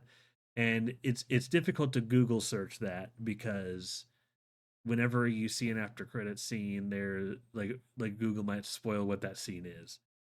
Uh, Yes, but So, perfect. Yeah, go back to the time I was talking about, like when Zootopia 2 hit, like sorry, I at was no, no, you're good. Like I just kind of gave my general thoughts on it. I don't want to give too many spoilers about it because it is a good movie we're seeing in theaters. But what I was saying that might be relevant to you, is you know how people will look up whenever there is an after credit scene and they'll just do a quick like, is there an after credit scene? They'll look for a yes or a no and then just immediately close their phone just to try to avoid spoilers. I know so many people that do this, but unfortunately, yeah. so I do it too now, and I noticed something for the first time with Zootopia 2 that if this is the start of a new trend, I'm here for it. Basically, when I looked up Zootopia 2, like, is there an after credit scene? There is, but whenever I saw the summary, the Google summary was so off the wall. Just like I was like, what? Like it was one of those most absurd things I could have read. And then when I looked at other pages, like I read like dozens of lies after the movie about like what the after credit scene was, and I'm just like, are we just going to actively lie about what the after credit scene is to fuck up the algorithm? That's what we should do Are you that. sure it wasn't like the AI suggestion? Oh, it wasn't just like the AI suggestion Like was when you fucked Google up. searched it, was it the Yeah, the AI suggestion was fucked up. yeah? But others, So, but like, but oh, other sources were like actively yeah, that's lying. Like that's the thing, because the AI well, suggestion. I think because okay, so Google's search AI, yeah, Google's search AI right now is fucked up. You shouldn't use it. I hate the fact that they're trying to implement all this shit because it's giving you wrong answers regardless. But I think because it's giving everybody wrong answers, it's not that people are lying. It's probably just people going, "Oh, well, this is the truth now because AI told me." Maybe, but at That's least how I feel. but it keeps me either whatever is happening. It keeps me from getting spoilers because like Maybe, maybe. I won't say what actually happens. But the first lie I saw is like Judy Hopps is in her apartment and Spider Man comes through a portal. I'm just like, what? That doesn't happen. That I don't feel like I need to say that, but that doesn't happen. But but On your left. but it just made me go, oh, man, like, Okay. Can I? I'm gonna ask a real question. Is it spoiler? Okay. I don't know if it's spoilers. Okay. I have to ask Sam. hmm, Does she get pregnant and have an abortion? she does not. She does not. I know what you're referencing. You don't have to Oh, really answer. Okay. look, like Yeah. That's what I meant by the manga earlier. I know. Okay. One last thing I'll say about Zootopia too, like No, no, no. If because it doesn't, if something else happens, don't tell me. But no, I'm not gonna tell I you what just needed to happens. know that.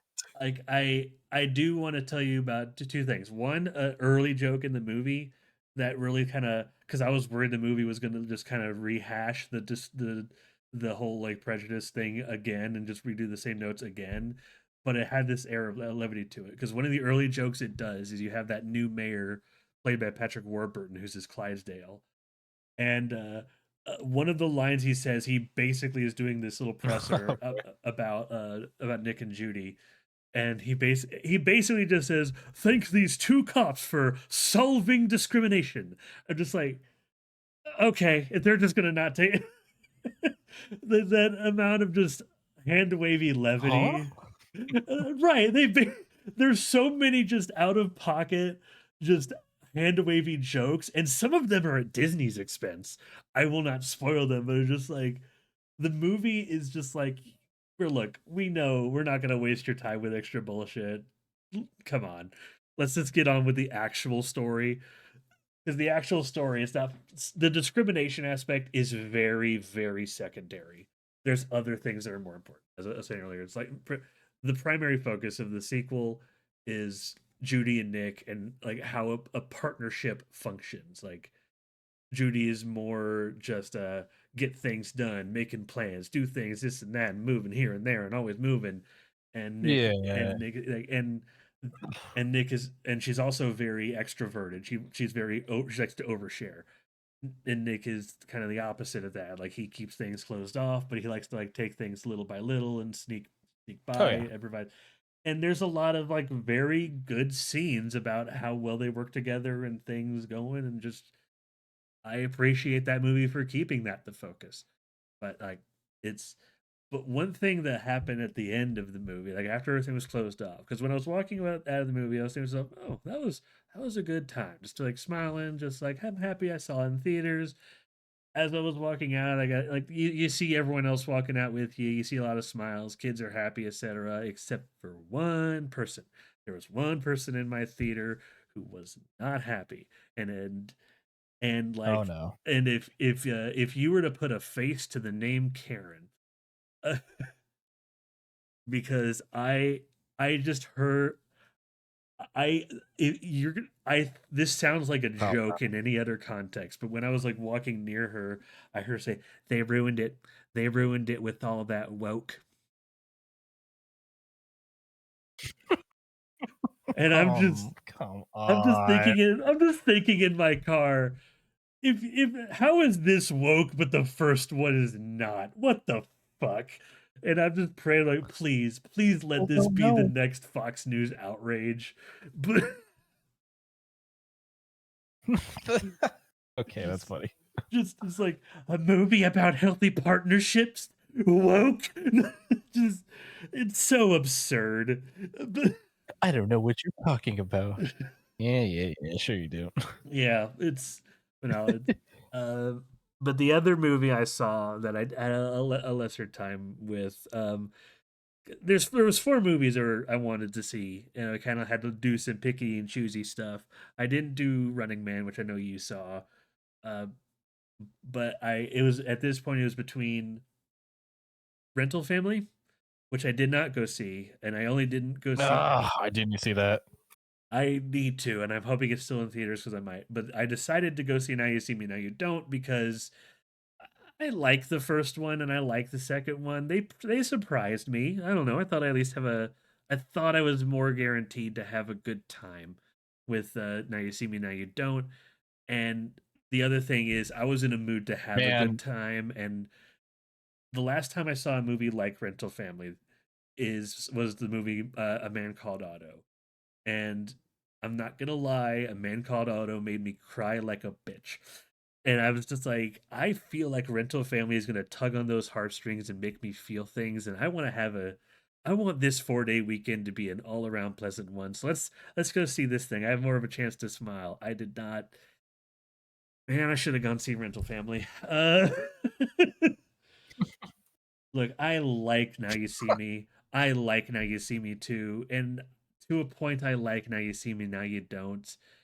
But they do things in this movie that are just get on my nerves. stupid. Yeah, like one thing that just aggravates me, that I was when it happened, I was already just biting my thumb, just ah! So there's you know, I don't know if you know from the trailer, there's like three new characters, like all these little kids trying to be roped into the horseman stuff, blah blah blah. Yeah, it's what's his name? Yeah, Justin whatever. That guy. yeah. So yeah, like, and one of the characters, they all have their own skills. One of them is a magician, but is more importantly like a very tech, is kind of a techie. He is a he's a super nerd about magic, but he is more technologically savvy than the other four, while not being as good at magic. That's his that's his shtick. The taller dude, he is apparently really good at impressions. It's not like it's not as cartoonish as something like Mission Impossible or friggin' Master of Disguise, but he can like mimic like yeah, like but he can mimic his voice really well, and just like that's how he was able to do like that trick at the beginning. Like he was able to mimic each person's inflections, hand wave motions, etc. Very, very good. Like he is an actor. And it's An actor. he's an actor. And then the the girl, she's really good at sleight of hand, but more importantly, she's kind of like a pickpocket, petty crook. Like she's her her big selling point is like, oh, she can make her way past any lock and into any door or out of any escape box or blah blah blah blah blah. And So the they're super beings, really. yeah, they're a magic superpower, but at, at this point it kind of is because when you see the second one, like I mean, yeah, he does throw that card really well, and then they all God, catch the card really God, fast. I don't that know whole how the card scene, doesn't break physics, but that whole scene makes me banging my head because I'm just like, yeah, it's cool to watch, but like, I know there's somebody on the camera that's just like, hey, they're throwing a card around. You might want to. I don't. right? And for God's sakes, it's Wasn't it explained that they were like around the corners and the cameras couldn't see them? Something bullshit like that. something. It was very hand wavy, but like the reason I still like the second one is because they at least own it. It's like a is it Mission Impossible 2 is the one that's like kind of starts reveling in its own just like let's get crazy with it. It's like the doves and shit. Yeah, because that was the John Woo one. Yeah, like it's like that. We're like, yeah, it doesn't make sense, but when you watch it, like it knows it doesn't, and it's It's having still, fun it's with still itself. goofy. It's goofy, but at least it has the decency to have fun with itself. And I thought I was going to be more of that. And now you see me, now you don't. But it tries to bring it a little back to reality to its detriment. But well, because to understand why it's so weird, the first one is like Now You See Me. Most of the movie is not from the perspective of the Four Horsemen. It's from the perspective of another character. It's almost like you ever seen The Prestige? Oh yeah. It's almost like that, where you're kind of seeing the aftermath of previous tricks all building up to the larger trick from a third party perspective, occasionally glancing onto the Four Horsemen. They're almost side characters. And I think that makes that movie just, I think the first one is objectively the best one because of it. But I do, in some ways, knowing because I like stupid shit, I do like the second one a little bit more. But I acknowledge it's not as good of a movie as the first one. The, I that's mean, the biggest thing that the third movie that they never should have capitalized or they haven't capitalized on, and this is why I won't go see the movie, is because they didn't name it Now You Three Me. Now you threw me. God damn it. We had the back to the one thing about pet peeve. So you have these characters. You have the pickpocket. You have the impressions dude. At some point, yeah, they have to like hotwire a car, and like in order to get access to the car, you have to have somebody pretend they are a certain character to give access to it to allow another person. It's all part of this detailed trick. And the person on the phone doing the impression is the girl, and the one doing the hot wiring is the mimic dude. And I'm just like, you're not even following your own rules, movie. What the fuck? That would be a movie for you. Yeah, But yeah. it's like in. But the other thing, and I've been trying to think of a term for it, but the term I've landed on is sequel threatening. Not no, it's no longer sequel baiting or ending on a climax. This is sequel threatening because parts of the movie have so many unresolved plot points, and the movie ends on a typical cliffhanger with that ties into these unresolved plot points that it doesn't so much feel like it's trying to go to a movie. It feels more like if you want to see the end of this magic trick, give us more money. And I Well, it's just the franchise bullshit of, oh well, we can sneak in and do more now. Yeah. It feels like movies like that, they'll do something supplementary with them, but it's like, oh well, you have to write in that we can, like I think they took a lot of shit from Marvel, like the mid Oh, credit stuff, just to go, 100%. oh well, this is sequel bait, because it is. It's like, I don't mind a sequel bait. It's just like because I know Jesse Eisenberg wanted the franchise to continue, and he was very open about before this came out about like, yeah, that's no, fine. we want more of these movies. So if it was just that last hook in the after credits, I would be fine with it. It's the other unresolved things. It's the other things that are not addressed, but are they're leading to other plot points that just go nowhere. That just like it feels like so much of the movie is unfinished, and I'm just like it's like this feels like in some ways a part one, and and for I don't know if I like that. You think there's just a lot of stuff that was probably cut? Maybe there's a lot of stuff that was maybe like to some degree, yeah, a lot of stuff that was cut, but I do think they're like planting the seeds for obvious twists and reveals for the sequel. That like there's a character that which also here's another thing I will say about the franchise. If you have any interest in watching the first one, don't watch anything, and I mean anything regarding its sequels, not promotional images, not cast list, nothing. Because when you start seeing certain certain characters appear in later movies, you're gonna watch the first one and you're gonna be greatly confused, but like, what? But how did what? Because there's supposed to be a twist involved, and like it, I don't like that the trailer is dependent on you seeing like other like being just well versed in now you see me lore when general audiences, you know. I mean, they also put spoilers in trailers nowadays because the audience is kind of stupid. Eh. General audiences do suck, but like now you see me, Hey, now you don't is like at the end of the day, you were there for the spectacle, you're there for the magic trick, you're there for to see the magicians do some bullshit, and they do. Like some of the action scenes and some of the magic like bullshittery they do is fun. I think it was more compelling in Now You See Me in 2. I I hope when they do, because it's points when it's the fourth one, it's better. I mean, they will. Yeah, It's no, not a it's matter. no, they will. Like I said, they've already confirmed they want to like restart the franchise in a different way. Um, Oh god, they're gonna bring all the originals on as mentors. It's gonna do that bullshit. Probably, but it's so there's going to be another one. It's just a matter of when at this point, and but now the other thing they have, because like I said, I watched those two movies. The show that I've been watching throughout my 4 day weekend, kind of honestly the past week and a half, little by little, it's been just dominating my time. On a whim, I've been rewatching the entirety of Jackie Chan Adventures. Okay, respect. I love that show as a kid. I'm on the last season, and uh, a lot of the episode still holds up. the The show on the whole has a surprising respect to its own continuity. Oh yeah, I remember because they kept like, what's the main bad dude in season one with the white jacket? Oh, with the henchman or like the blonde dude?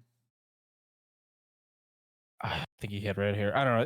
Didn't he have a white suit? Anyway, it's like, yeah, Yeah, there was. season one, he's the bad guy, but as it goes on, he's like, we're kind of friends, because I know like So yeah, there's the three Jade henchmen, friends with Goons. Finn, Ratso, and Chow. They work for the green suit guy Valmont. That's that's rude. His name, no, not Fatso. His name is Ratso. Oh, I And thought you said that so. no, Ratso is my favorite of the three because because he has to try the hardest to be evil, but then there's Valmont who. Uh, Valmont's a moron. He could technically do like But then there's Shendu the dragon, and then there's a whole. I unfortunately have a lot of Chengdu. this. There's a lot of stuff I have in my fucking head about the Jackie Chan lore, but looking back on a lot of these shows, you could tell when there was a lot of network influence and a lot of just like I don't know what we're gonna do with this episode or this storyline because I one common thing I've seen, and this has so far been in all like seasons 2 through 4, the first few episodes of a season are going to be basically the what I think is like the lost episodes of the previous season and just other random episodes they didn't know what to do with. So they just kind of like just put them all here before we start the actual story because the first like 4 or 5 episodes of season 2 are so jarring because like all right, end of season 1, we have sealed Shen 2, he's no longer there, the statue's destroyed, first episode of season 2. All right, there's the statue coaxing Valmont to bring him more talismans. Hold back up. It's so weird. Yeah. Yeah, but I think it was just the Saturday morning cartoon stuff. And, yeah, back then TV shows were at least 15 to 20 episodes. So they were probably like, well, we have the story, but now they want all these episodes. So we need some, I hate to say filler, but it's filler. it's filler, but like But there's a reason filler exists. honestly though, Jackie Chan the filler in Jackie Chan Adventures though is actually pretty baller because they had that weird Indiana Jones style format of him being an archaeologist and just going after magical artifacts. So he could just like Yeah, that's right. this week they encounter the Monkey King, who is weirdly enough voiced by 2 different people. In the who voices Fry? I want to say Billy it's J or Billy West. Billy West. He voices Wukong in one of the episodes, and That's funny. Cool. It's cool. it's cool, but like it's weird. Like the second time he shows up, I'm just like all I hear is Fry. It's just like all right, but it's like I've been So how do you watching. feel about every time you see the red M&M? God, yeah, I don't know. I never met the. Here's the maybe he like Shut up. does the commercial that appears every fucking. It's like that and the Hershey's Kiss one. He That is real. They are real. they do Sorry. exist.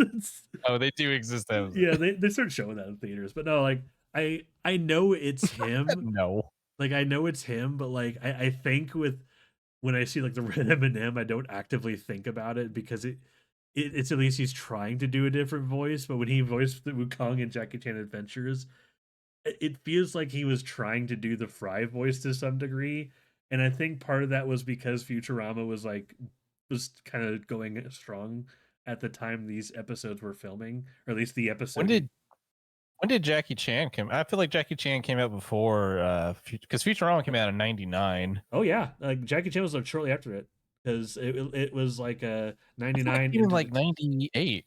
oh yeah, but like the seasons lasted through the early 2000s.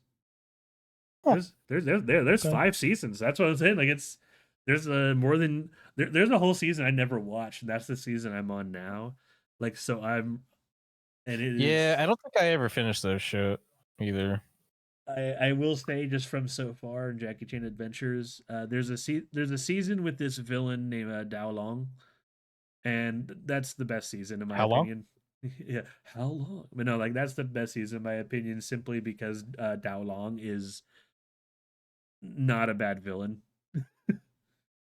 Okay. I, Okay. Okay. I like seeing villains that are smart and cunning and uh, I know this is gonna sound weird. The first show I feel like I should compare this to is Shaolin Showdown, but I Uh, think what Shaolin Showdown did right that I think hmm. Jackie Chan Adventures is where it fumbles in some ways. I know Sorry, this is a that's weird fucking not the conversation. show I'd really use because I don't think a lot of people even remember that show. I know, but like they have a few things in common. But like, but the difference I'm trying to pinpoint is like Shaolin Showdown remembered to let the villains win sometimes.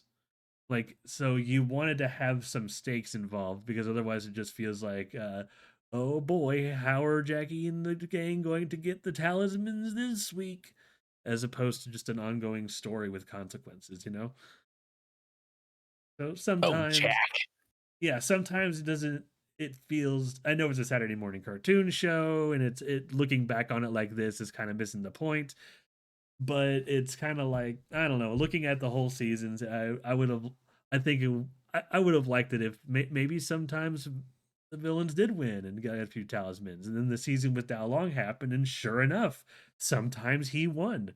Sometimes he got a few extra powers, and it was that much harder. And they had to get next episode. They addressed it, and they had to get a little creative and do a little more prep work. And like I like seeing that. I think kids shows should do more of that, but Well, now kids shows mainly consist of like 8 to 10 episodes, and they're just a constant. I mean, that's just television though now. true. Like every episode has to somehow matter, Yeah. or or you go Stranger Things route in most of these TV shows where it's like, well, now every episode's an hour and a half, and it's like, well, that's just a movie. True. Yeah. Like No, that is literally what a film is, at least 90 minutes. but no, like all of Jackie Chan Adventures is on Tubi, so if you wanted to watch it's in its entirety, like it's there. But yeah. I have it in my to download folder for my torrenting stuff. I have so many TV shows I have to download. Nice. Now I know you saw Running Man and something else. So I want to tell us about what you saw this week. Uh Look, Running Man was okay. It's a very neutered Edgar Wright. Oh, Yeah. Like nothing, I'll be honest, real nothing about the film visually. Like if you told me this was Edgar Wright without me knowing it was Edgar Wright, I'd be like, this was Edgar Wright?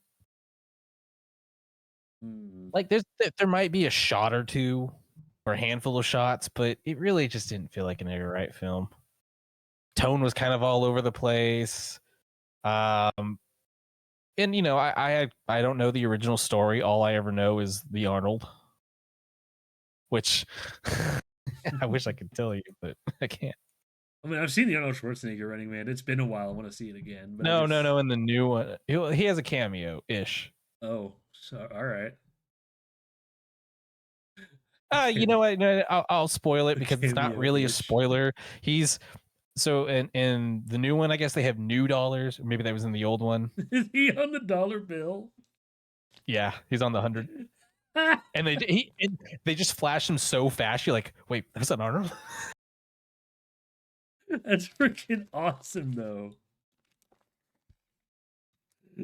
Yeah, overall it's okay. I thought there'd be a lot more action. I'm not gonna lie to you. The premise sounds cool and it feels like there should be a lot more, but it just nah. I'd say just wait till it comes to streaming. Yeah, that's honestly I was going to. That's kind of why I waited a little bit on that because it was such a like that one felt like the biggest gamble of all the movies today this week. I was like, I'll wait for that one. Um, I don't know. There's a few things coming out in the next few months. I still want to see. I know it's not everyone's cup of tea. I still want to see Five Nights at Freddy's 2 coming up, but Yeah, that's a you thing. yeah, like I followed. I haven't played really the games, but I followed the lore. I'm more fascinated with the lore of the games and the games themselves than and I kind of followed it up to the stories of the second one. So like I still can have enough knowledge that I can just kind of catch a few references. I don't know if I'm going to see these movies after this one, unless this movie is like just that fucking good. But I don't know. The only I don't know sorry.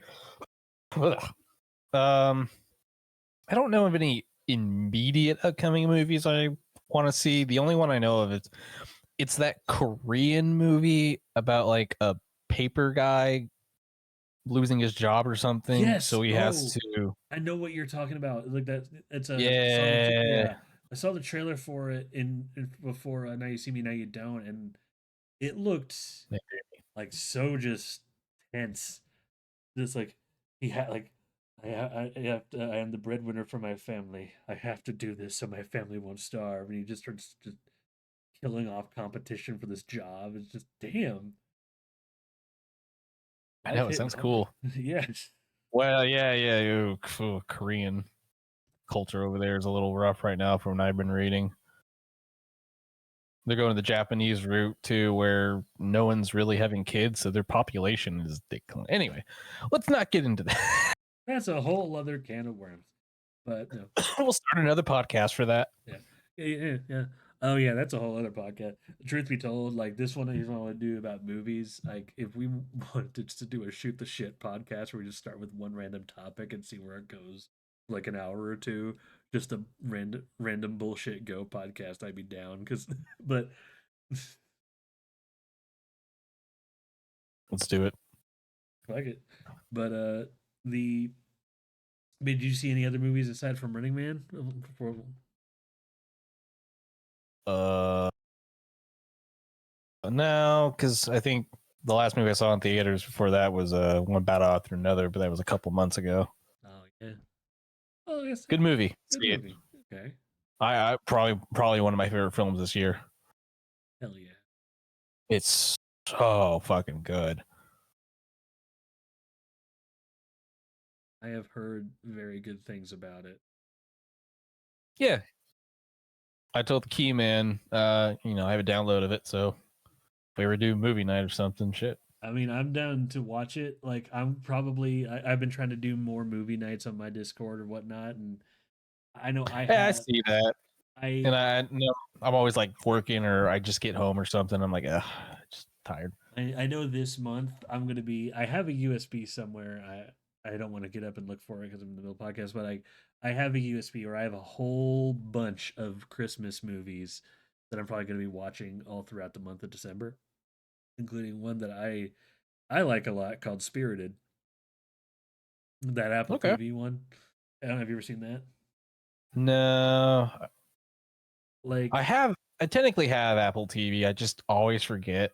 oh, dude, I canceled it because it was such a fucking scam. Like, I bought like a package Look at- and like I went to see like, all right, can I watch this movie? It's like, well, even though you paid the monthly subscription, you still have to give us an additional $10 to watch this movie.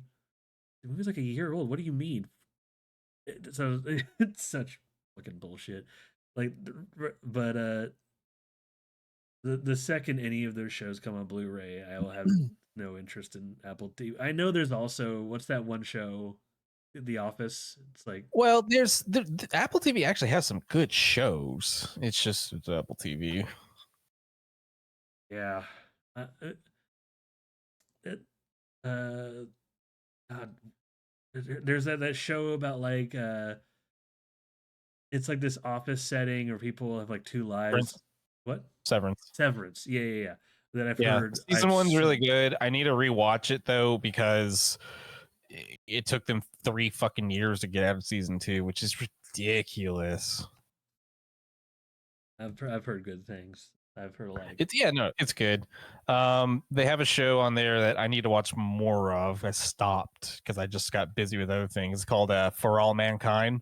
Mhm. It's basically a different.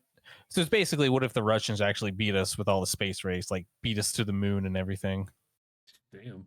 And then it kind of.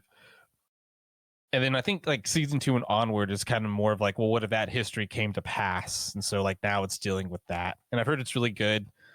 Foundation, I've heard, is also really good. And then they have their new show from Vince Gilligan, Pubris, I can't remember pronounce it. The Plumbus. The Plumbus. Yeah, they have good stuff. It's just it's expensive for the service, and plus they just don't actually advertise any of it. Yeah, check it out. I'll see if I can always find downloads. I mean, legally. I will look it up. I do plan on getting whenever season 2 of Monarch Legacy of Monsters comes out on Apple TV. I'm going to get a free trial just so I can like re-binge Monarch and then watch season 2. Like I'm going to do that. Like if I can get enough, I think it'll only be like a 7 day, as most trials are. But if I have more time, I'm probably going to watch Severance. Check out a few of those shows, but um, yeah.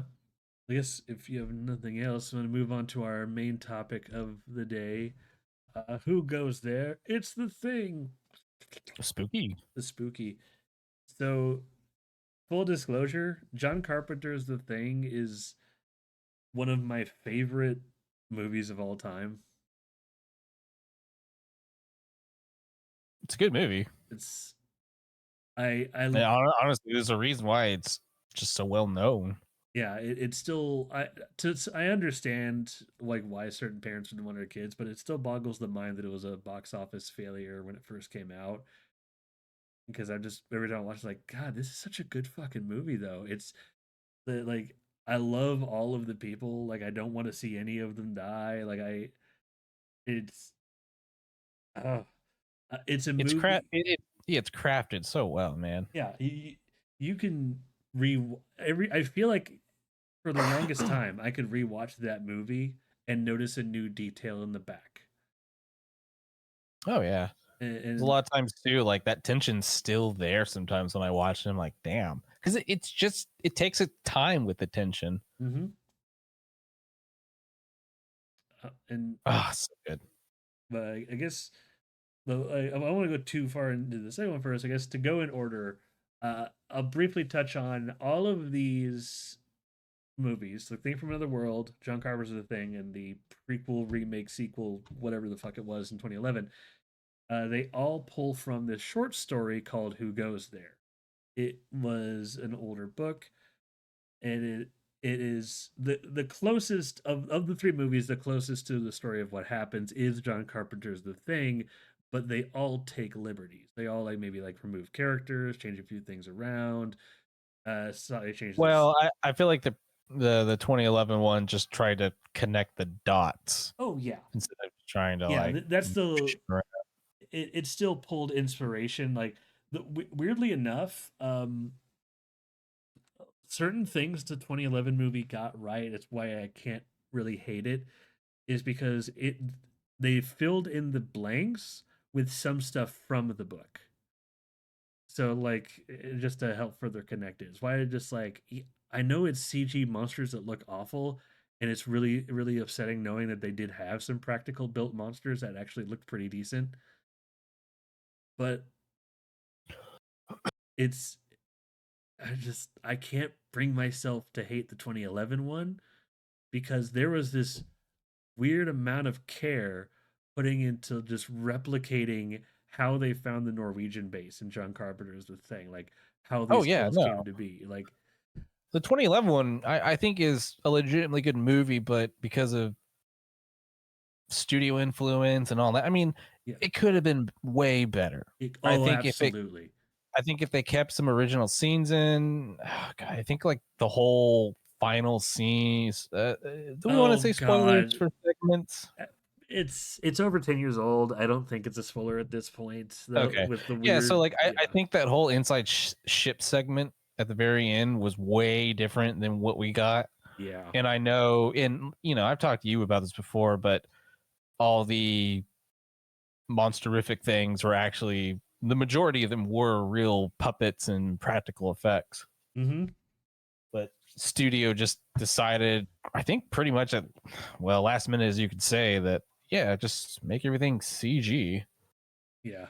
It's and it's first because of it because like if you look behind the scenes for a lot of the things they had the puppets, Oh yeah, and it's just like this feels like such a waste of good talent. yeah, I know, and I don't think I've ever found a real concrete reason as to why it just is or what happened. Studio meddling, man.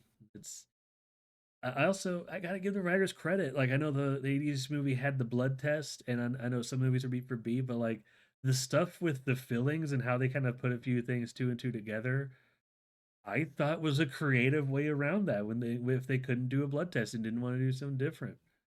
I don't think they could have done a blood test because at that point you're just like, well, you're just copying it.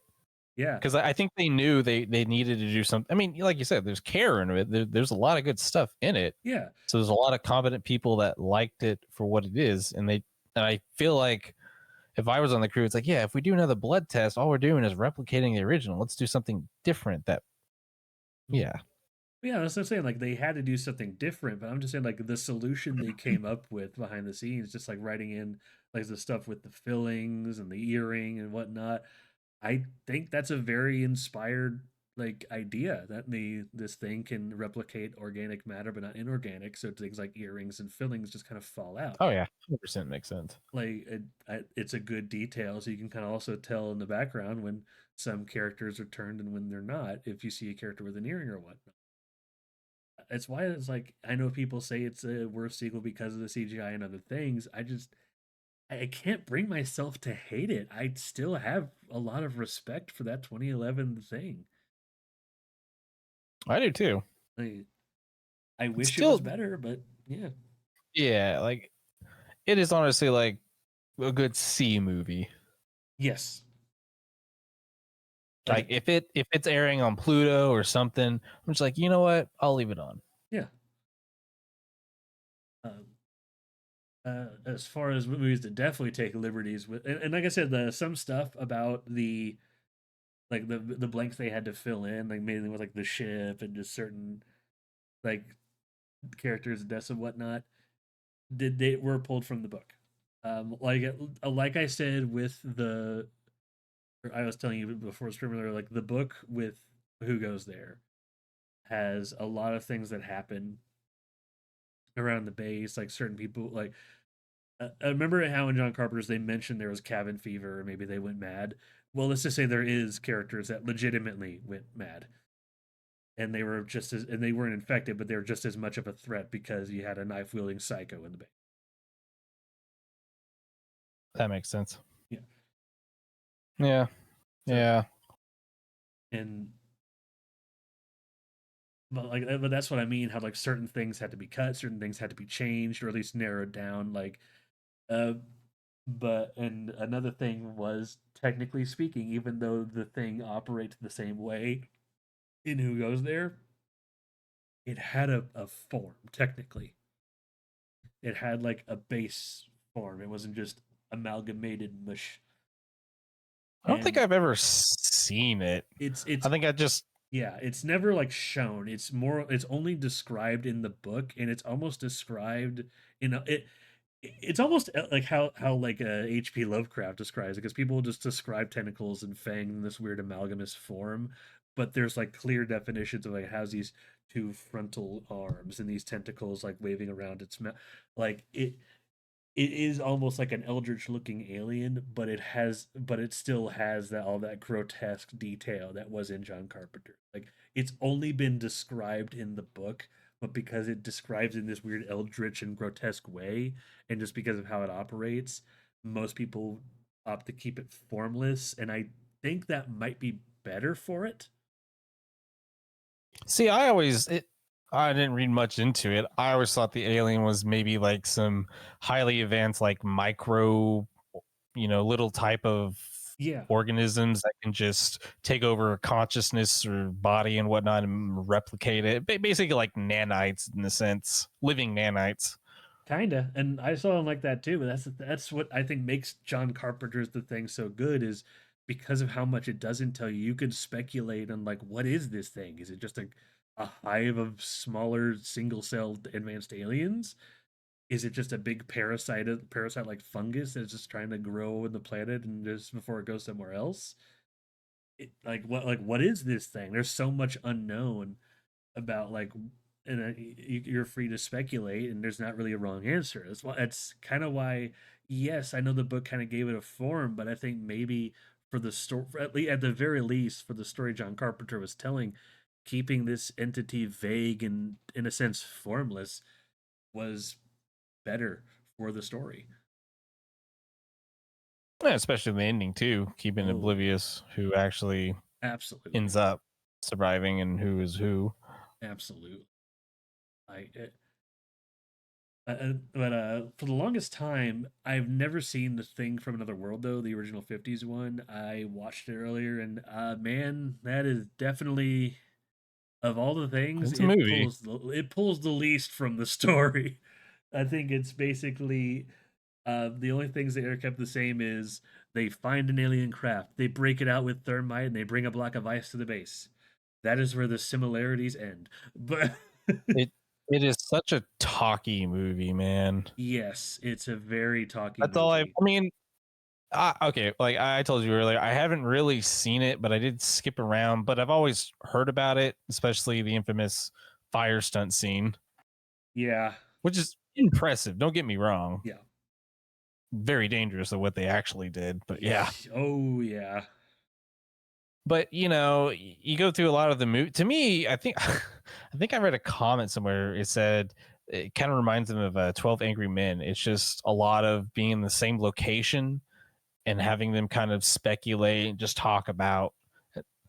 Because when I was kind of skimming through the movie, it seems like the thing monster only really comes at the very end, yeah. and Like that's when it. the big old fire Yes, it stunt appears happens. in the background. Like at some points, like it's technically its presence is made aware, but it's always like lurking, and it's just trying to do something else, and they and then they figure out like what this creature is. It's more of like a plant humanoid alien type thing that can grow its own offspring and using blood as kind of a lubricant. So that's why they kill the Huskies die in that movie. Is because it's just like I'm going to use these Huskies' blood to water my kids. Ugh, It's they're three so for three. yep 3 for 3, but Three on the Huskies. yeah, poor doggos. But like I have to laugh because the '50s movies always had a way of just describing aliens and whatnot, and like the way when they're first figuring out like what this is, like it's so what? It's like a hyper intelligent carrot. It's just like all I right, mean, that was just like 50s B movie shit, man. yeah. But you're right. It's a very talky movie. There's one scene that I'm just like, all right, dude, where you have this general that's about to dismiss. It's way early in the beginning. You have this general just like sending them on this mission, setting up the characters and whatnot, and there in the whole sequence that could have been cut down so fucking much. But it at some point, like apparently this general stick is he hates the cold weather, even though he's in the fucking Antarctic, and every time someone opens the door, he goes, "Close that door." But here's the thing: it's so obnoxious because someone will knock, they'll go, "Come on in." And then they open the door, take one step, close that door. Like, dude, he's not even inside yet. Chill the fuck out. And he does it like 2 or 3 times over the course of 3 minutes. It's not even funny at that point. It's just obnoxious. I mean, yeah, it's. I think I was watching the part where they find like an arm. Yes. Yeah, it's something like that. I don't know, and I was just kind of compared to like modern films, even films 30 years after, and it's just like, man, people do something. Stop speculating and just talking. Yeah. the the pacing of the movie is bad. I still say like amongst B movies, if you have a tolerance for all the talky bullshit, it's definitely it's fine. It's the upper echelon, but it is a very slow paced movies, and I can think of a few movies that are better, um, that do aliens or just do other things better, like almost any Ray Harryhausen movie, for instance. But Yeah, Shark. it's Sharknado, but it, but honestly, like, yeah, you could probably cut a half hour from this movie just about extra speculative bullshit about between all these characters because there's so much back and forth arguing. It's just like, but I want to investigate the alien. Like, no, like I'm not saying you can't. We just have to get permission. But I want to investigate. Well, then let's get permission. It's just all these conversations padded out to be like 2 or 3 minutes long when you could Feels like an anime.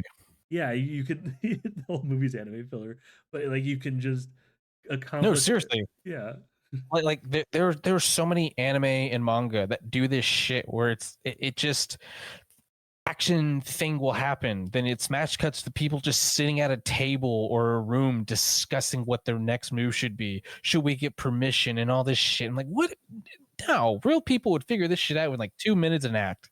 yeah, and it's like this 5 minutes of conversation could have been summed up with a single fucking sentence exchange between two characters. Can we move on, please? Ugh. It's like I get it. It's like That's what I it is. the pacing of of A Thing from Another World is not the best. It's an you go in knowing it's a 50s B movie, so you go in with some leniency, but it's all right. We're like, see ya. Yeah, like definitely like I don't want to put everything in a tier list, but if I were to put it on a tier list of like of B movies or I'd say a tier list of 50s movies, I'd probably put Thing from Another World as like a C, just because like I don't hate it. I can't hate this movie. It started a lot, and it has that cool fire stunt. It has like, and some of the acting, especially Oh yeah, that early on, is good. It's fire just stunt. yeah, Jeez, man. but man, the pacing is just so, and I can't bring myself to love it as much because I've seen the other ones before. Yeah, and it feels like when I was looking through, it feels like even the first hour is really just kind of people set. It's like all set up. Or if I Mm-hmm. know I didn't really watch it, I'm not going to. Sorry. No, no, you're good. Like that's why I'm telling you. Like you like I like a lot of B movies, and why I'm glad they stopped this around like the 60s or 70s. But like you can cut about a half hour from this movie. Like if you snip a few scenes short or cut like whole characters or whole little segments, I'm confident you can cut almost a half hour from Thing from Another World and get a cohesive narrative. But it's yeah, I don't know. But then that would only make the movie about an hour long, and which honestly, Maybe it needs to be. yeah, maybe it needs to be. Maybe that's a whole other conversation, but maybe we should be okay with some movies only being like an hour or an hour and 20 minutes long. Like that's not a bad thing. Not every movie needs to be 2 hours fucking long. Not every movie needs to be Lord of the Rings. But Yeah, that's one thing about Running Man too. It was like almost 2:15. I'm like, this could have been cut. I do agree. I think movies need to go back, or it needs to be okay to make a movie that's 90 minutes mm, or around that time. It's okay. absolutely. You don't have to explain everything. But unfortunately, I think we've had a culture snap where people need explaining no matter what. It's the fucking reason Netflix is doing that thing where they're having their characters explain in like very vivid detail because people are not actually paying attention and watching these things. Yeah. Well, if it gives incentive to see Zootopia 2, that was only about an hour and 45, which it's still I think it Really? yeah.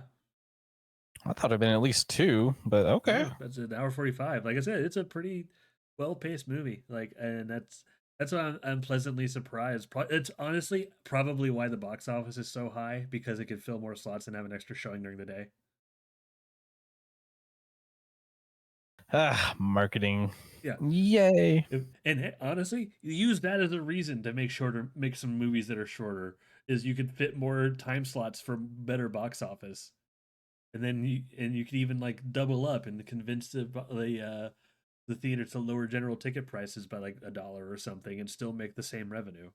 But Oh yeah, you can just go with AMC's plans. Like, hey, spend $30 a month, and we'll give you slightly larger popcorn and maybe your drink. no, I have the Uh, I have Cinemark's Movie Club. That one feels worth it to me because it's like $8 a month and I I get a free fucking hate ticket that every month. commercial they make for it though. Oh, the fucking like the Soprano style dudes. Oh, it's just they do the whole I made it up for you can't refuse, and I'm just like, nah. You see it in front of every fucking movie now. It's I know. I saw it in front of Running Man because I go to Cinemark. are we gonna make someone sleep with the fishes? we're, uh, we're gonna probably see it and when we see Kill Bill on Saturday, but that's the popcorn, Junior. I know, Junior. Put that fucking mustache off him. but yeah, I'm just also glad that like all the preamble stuff no longer has the what's her name, Maria Menounos, and her I don't like her laugh. Oh come on, she's kind of iconic at this point. Yeah, unfortunately, but uh, I like the other people they have just in the background stuff. It's like that one girl with like the brown hair with the brunette. Yeah, that one. God, I can't think of her name, but her show is like what like so and so's corner or whatever. Ah, fuck. I'll have to go through. I can't remember names of shit right now. But no, it's all three of these. I could gush about the thing all fucking day. Thing from Another World is all right. The 2011 thing, I cannot bring myself to hate it. I have a lot of more respect for it. But God, John Carpenter's The Thing is just it's a staple. It is because it's just so well done. And you just can't, they just don't make movies like that anymore. And I hate like always owing that. Well, no, I know. Like, thing is, I know you feel better repeating it. It doesn't mean it's not true. They don't make movies like that because they Nah. don't want to make movies, and that's a damn fucking shame. I think it's just because it takes its time. Yeah. It's allowing itself to just let the monster grow slowly without, and plus it's an old 80s movie that doesn't rely on a lot of modern horror stuff, because a lot of, oh man, what trailer did I see before Running Man? It was Scream 7, and I had such a out of body deja vu, like this is the shit you see in like the movies being made fun of, like Tropic Thunder. Yeah. It's like when you try too hard to be a spoof, that it starts to become something worse. And everything about that trailer just hit like it. It was awful, and I just wanted to kind of cringe. So that's another franchise. I've seen the first Scream. I've seen the first Scream. I have not seen most of the sequels. I want to watch at least a few of them because I like the first two. I've always found those to be kind of the more classic ones. like next Halloween. I'm probably gonna make that a goal for myself if I have the money to and find them at movie training companies to watch the Scream people. But Shit, they had a sale recently. hell yeah. But actually, there is one awesome thing that came from Thing from Another World, and this is as much as we joke about how just the schlocky nature of 50 sci-fi movies are, which they were. They also most of them had like those little monologues at the end about just like man's place in the universe or just whatever the theme of the movie was. The Oh yeah, the the Optimus Prime speech. yeah, like the one for Thing from Another World it's kind of baller because Sorry. it's framed as basically after everything's resolved, they're basically phoning the military base. They get a connection through, and they're like giving a fair warning about just like how we interact with things. But while we learn about each other, be wary. But look to the skies. Keep your hands at the ready and look to the sky. I can't replicate exactly what he says, but just the way he goes, look to the skies. We're Uh, watching. We're waiting. yes. Sorry. What I've done. You can almost hear that fucking. But no, like it was actually kind of a baller. I don't know what it is about 50s movies. Just if everything else is cheesy, their last like speech is honestly, it's always It's like, just them eating up time. yeah, it has this importance to it, and the people just spoke with that kind of authority and just yeah. That's one thing I do think. I don't think we can replicate now. Just the level of importance they people spoke with in that dialogue when they made those movies. It had that specific inflection that unless someone was trying way too hard, I don't know if we'd be able to replicate. I don't know if Oh that's a well, that was just kind of like that Pacific accent thing they used to do. yeah. Look to the skies. Look to the skies. Autobots come out. Yeah. I think with that, I gotta get our thoughts aired on Yeah. the thing movies. I think that's a good way to kind of end the show, end the podcast here. Thank you for joining Spent the me. more good chunk on Yeah. on the beginning. Yeah. Yeah, I like talking about this shit.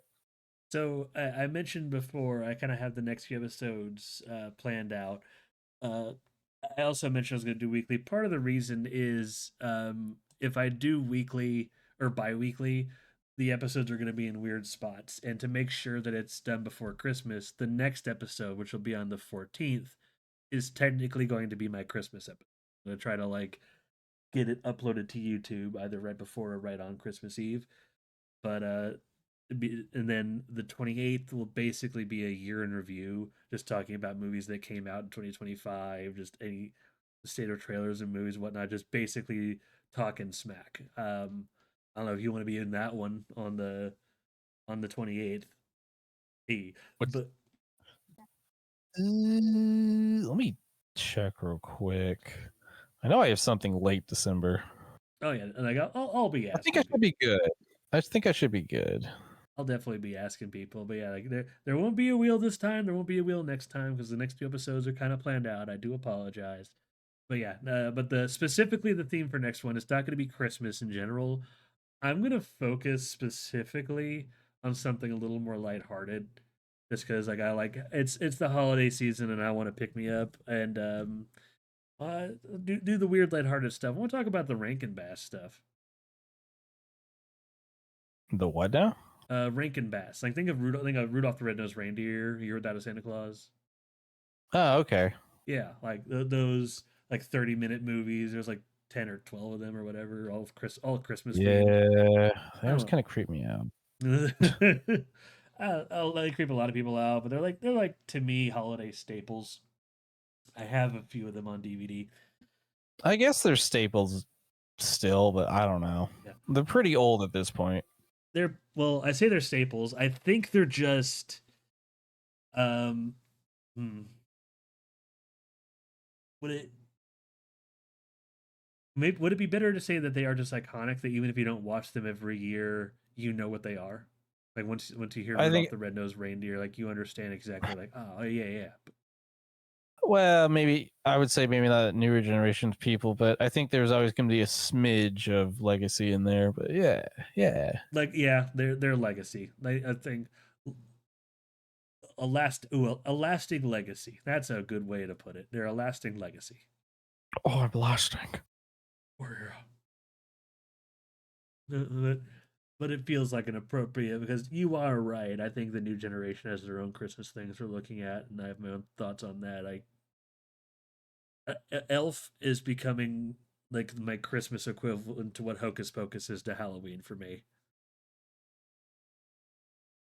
I'm All so right, I'm I down. I don't hate okay. I don't hate Hocus Pocus, but man, I don't like It's okay. It's okay. it's okay, but when I grew up, it was so fucking overplayed in my house and on TV. I'm so over it. I just Oh don't. no, it was that Halloween Town and like all those Disney Channels movies were. Yeah, like a lot of them were, but like I feel like I saw Hocus Pocus like three times as much as anything else, and I'm just like, can I watch Oh no, something? because that was like their big staple, and I Yeah, mean especially that you had Sarah Jessica yeah, Parker.